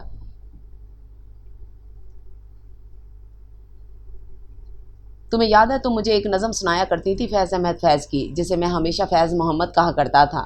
اس نے مائرہ کی طرف دیکھا۔ مجھے آج اپنا اور تمہارا تجزیہ کرتے ہوئے بے اختیار اس کے کچھ الفاظ یاد آ گئے، شاید تمہیں بھی یاد آ جائیں۔ چلو آج کچھ حساب زیاں جان لیں، علم شمار کریں، درد آشکار کریں۔ حساب زیاں جاں، اس نے دہرایا۔ تمہاری محبت میں مغلوب میں سوچتا رہا کہ تمہارے علاوہ کسی اور کو سوچنا بے وفائی ہے، اور اس احمقانہ سوچ کے زیر اثر میں اس فرشتوں جیسی لڑکی سے یوں غافل رہا جیسے اس کا وجود میرے ارد گرد ہے ہی نہیں۔ اس نے آمنہ کی طرف اشارہ کیا۔ میں نے کبھی اس سے ڈھنگ سے مخاطب ہی نہیں کیا، میں نے کبھی جاننے کی کوشش ہی نہیں کی کہ اس میں کون کون سی خوبیاں ہیں، لیکن آج تمہارے خود غرضانہ اسٹیٹمنٹ نے مجھ پر انکشاف کیا کہ بے غرض کیسی ہوتی ہے اس لڑکی جیسی جو میری بیوی ہے، وہ کہہ رہا تھا، اور کرسی جیسے آمنہ کے وجود کے نیچے ڈگمگا گئی تھی۔ یہ مجھ کو آج تک نہیں پا سکی، مگر میں نے اس کی زبان پر کبھی کوئی گلہ آتے نہیں دیکھا۔ میرے دن اپنے کام میں اور راتیں تمہارے کمرے میں، تمہارے بستر، تمہاری چیزوں سے تمہارے لمس کو محسوس کرتے، دل بہلاتے گزرتی نہیں، مگر اس نے سب جانتے ہوئے بھی کبھی نہ مجھے، نہ کبھی چچی جان کو جھنجھوڑا کہ اگر دل پر کسی اور کا قبضہ ہے تو وہ کس جرم کی پاداش میں یہاں لائی گئی ہے۔ یہ چچی جان کی سگی بیٹی نہیں، مگر چچی جان کی یوں خدمت کرتی ہے جیسے سگی بیٹی بھی نہ کر سکے۔ کیوں؟ اس نے مائرہ کی طرف دیکھ کر جیسے اس سے سوال کیا۔ یہ زیادہ پڑھی لکھی نہیں، مگر ڈگریاں اس کے سامنے ہیچ ہیں، اس لیے کہ اس کو اللہ نے مضبوط ایمان کی دولت سے مالا مال کر رکھا ہے۔ اس کے سینے میں قرآن محفوظ ہے، اس کے دل میں سکون بسیرا کرتا ہے۔ یہ نا امید ہوتی ہے، نا امیدی کی خلش میں مبتلا۔ یہ ہماری تمہاری طرح اللہ سے گلہ نہیں کرتی اور ہر حال میں شکر گزاری کا قرینہ جانتی ہے۔ اس کی حقیقت اور تمہاری خود غرضی سے آشنا ہونے کے بعد آج مجھ پر انکشاف ہوا کہ میں کیوں نا امید رہا اور میرا دل اس قدر ویران کیوں ہے۔ اس لیے مائرہ، اس نے مائرہ کو دیکھا، کہ ہماری تمہاری نیتوں میں فطور ہے۔ تم اپنے دل کو اور میں تم کو خوش رکھنے کے چکر میں دوسروں کی محبتوں سے بے نیاز رہے۔ میں اپنے تئیں چچی جان کی جو خدمت کرتا رہا، اس میں بھی تم کو خوش رکھنے کی غرض شامل تھی۔ تبھی تو اللہ نے ہماری نیتوں کا وبال چکایا، تمہیں مافوق الفطرت اولاد عطا کر کے، مجھے اولاد سے محروم رکھ کر۔ بے شک کوئی مصیبت نہیں پہنچتی مگر اللہ کے حکم سے۔ حمزہ کی آواز کپ کپانے لگی تھی۔ اب بھی موقع ہے مائرہ، چلو آج حساب زیاں جان کریں۔ جن لوگوں کے دل دکھانے کا باعث بنتے رہے، ان کے قدموں میں گر کر معافی مانگ لیں۔ اس نے نم آنکھوں سے آمنہ کی طرف دیکھا۔ اگلے لمحے مائرہ چچی جان کے قدموں میں گھٹنوں کے بل گری ہوئی تھی۔ امی مجھے معاف کر دیں، وہ چلا رہی تھی، اور اگر معاف کرو اور درگزر کرو اور بخش دو تو بے شک اللہ بخشنے والا مہربان ہے۔ حمزہ نے کچھ دیر پہلے سنے ہوئے الفاظ دہرائے تھے۔ چچی جان نے کانپتے ہاتھوں سے مائرہ کو دیکھا تھا اور پھر اسے سینے سے لگا لیا۔ ممتا خود غرض نہیں ہوتی، مجھ سے نہیں۔ اس سوچ کے شر سے پناہ مانگ جو تجھے اپنی بچی سے دور جانے پر اکساتی ہے۔ برسوں بعد چچی جان کی آواز گھر کی فضا میں ابھری تھی۔ ان سب نے چونک کر انہیں دیکھا تھا۔ تیرے جانے کے بعد میں نے خاموشی کی چادر اس لیے اوڑھی کہ کہیں غم اور غصے میں میری زبان سے کوئی بد دعا تیرے لیے نہ نکل جائے۔ میں اپنے دل میں تیرے لیے شر سے پناہ کی درخواست کرتی رہی۔ وہ کہہ رہی تھیں، اللہ نے تجھے شر سے توبہ کا موقع دیا ہے۔ بندے سے بغاوت اللہ سے بغاوت کی طرف لے جاتی ہے۔ برسوں پہلے تو نے نہ جانا کہ ماں اولاد کی دشمن نہیں ہو سکتی۔ میں نے تجھے کہا تھا اگر تیرے لیے وہ فیصلہ بہتر ہوتا تو میں کسی چیز کو آڑے نہ آنے دیتی۔ تو نے میری بات نہیں سمجھی اور تو نے دیکھا میں غلط نہیں کہتی تھی۔ خاندان کا رہن سہن برسوں کے عمل سے گزر کر بنتا ہے۔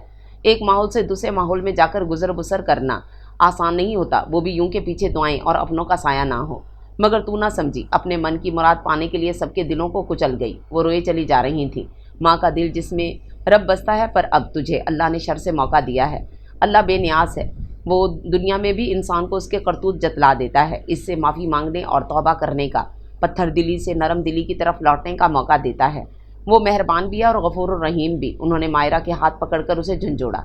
वो अल्लाह की भेजी मखलूक है, तेरे पेट की जनी है। माँ से फरार हासिल करने की कोशिश कर देखी तूने, ममताज से फरार हासिल ना कर, उसे अपने सीने से लगा। अल्लाह तेरी बाकी सख्तियाँ भी माफ़ कर देगा। उसके और उसके बाप की तरफ लौट जा। जा, मैंने तुझे दिल से माफ़ किया। जा, इस बार तुझे मैं अपनी रज़ा से रुखसत करूँगी। अल्लाह भी तुझे आसानियाँ अता फरमाए। वो कह रही थी और मायरा रोते हुए ज़ोर ज़ोर से इस बात में सर हिला रही थी। चची जान ने एक बार फिर उसे सीने से लगा लिया था। हमज़ा ने कनखियों से आमना की तरफ देखा, जो दंग खड़ी ये मंजर देख रही थी।